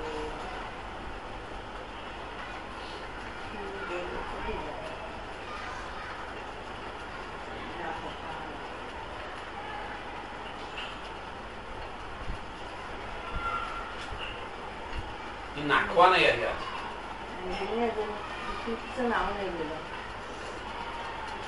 राजेश्वरी देशपांडे.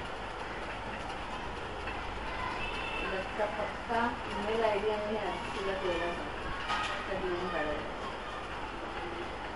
ते कॉलम केलेलं नाही म्हणून आजची तारीख आहे 8 ना.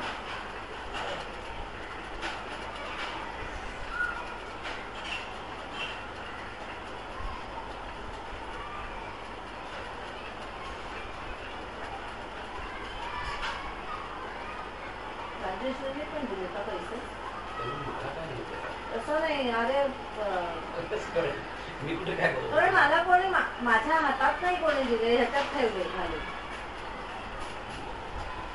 ज्यांचे मला कळले त्यांचे मी लिहिले.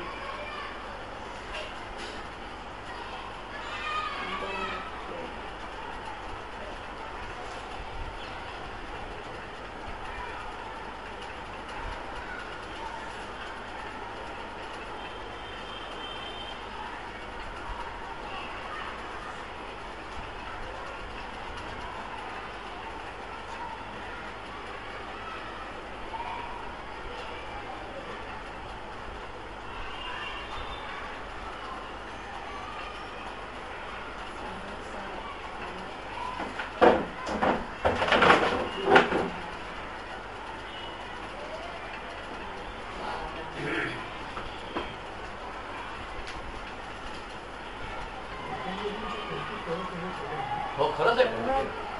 अफाटच माणूस असला नक्कीच असला त्याचं लक्षण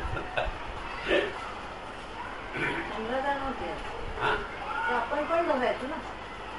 सगळी मिळून 15. आता तू काय करत जे पूर्वी आले नाही आज आले त्यांना फोन करायचा मिस यू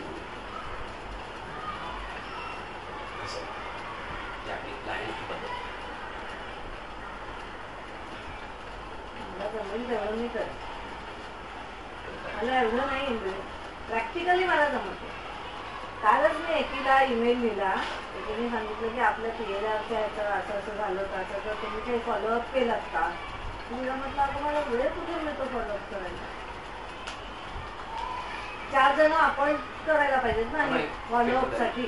असं ते करूयात आपण. 2-4 याच्यात ते सिस्टमॅटाईज होईल.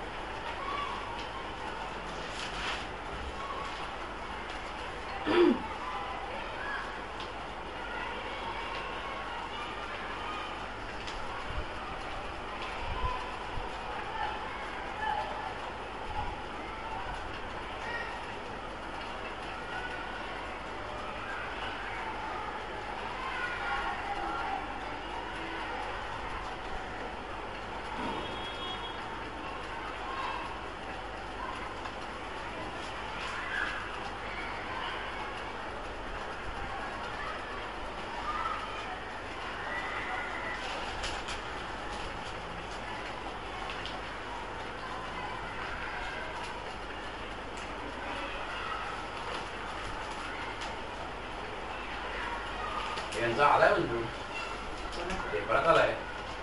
वसंत लिमये ठाण्याचे एक प्रतिष्ठित नागरिक होते ना. पुण्यातून निधन झालं. हो पुण्यात. ते लेखाकडे जायचे ना शेवटी.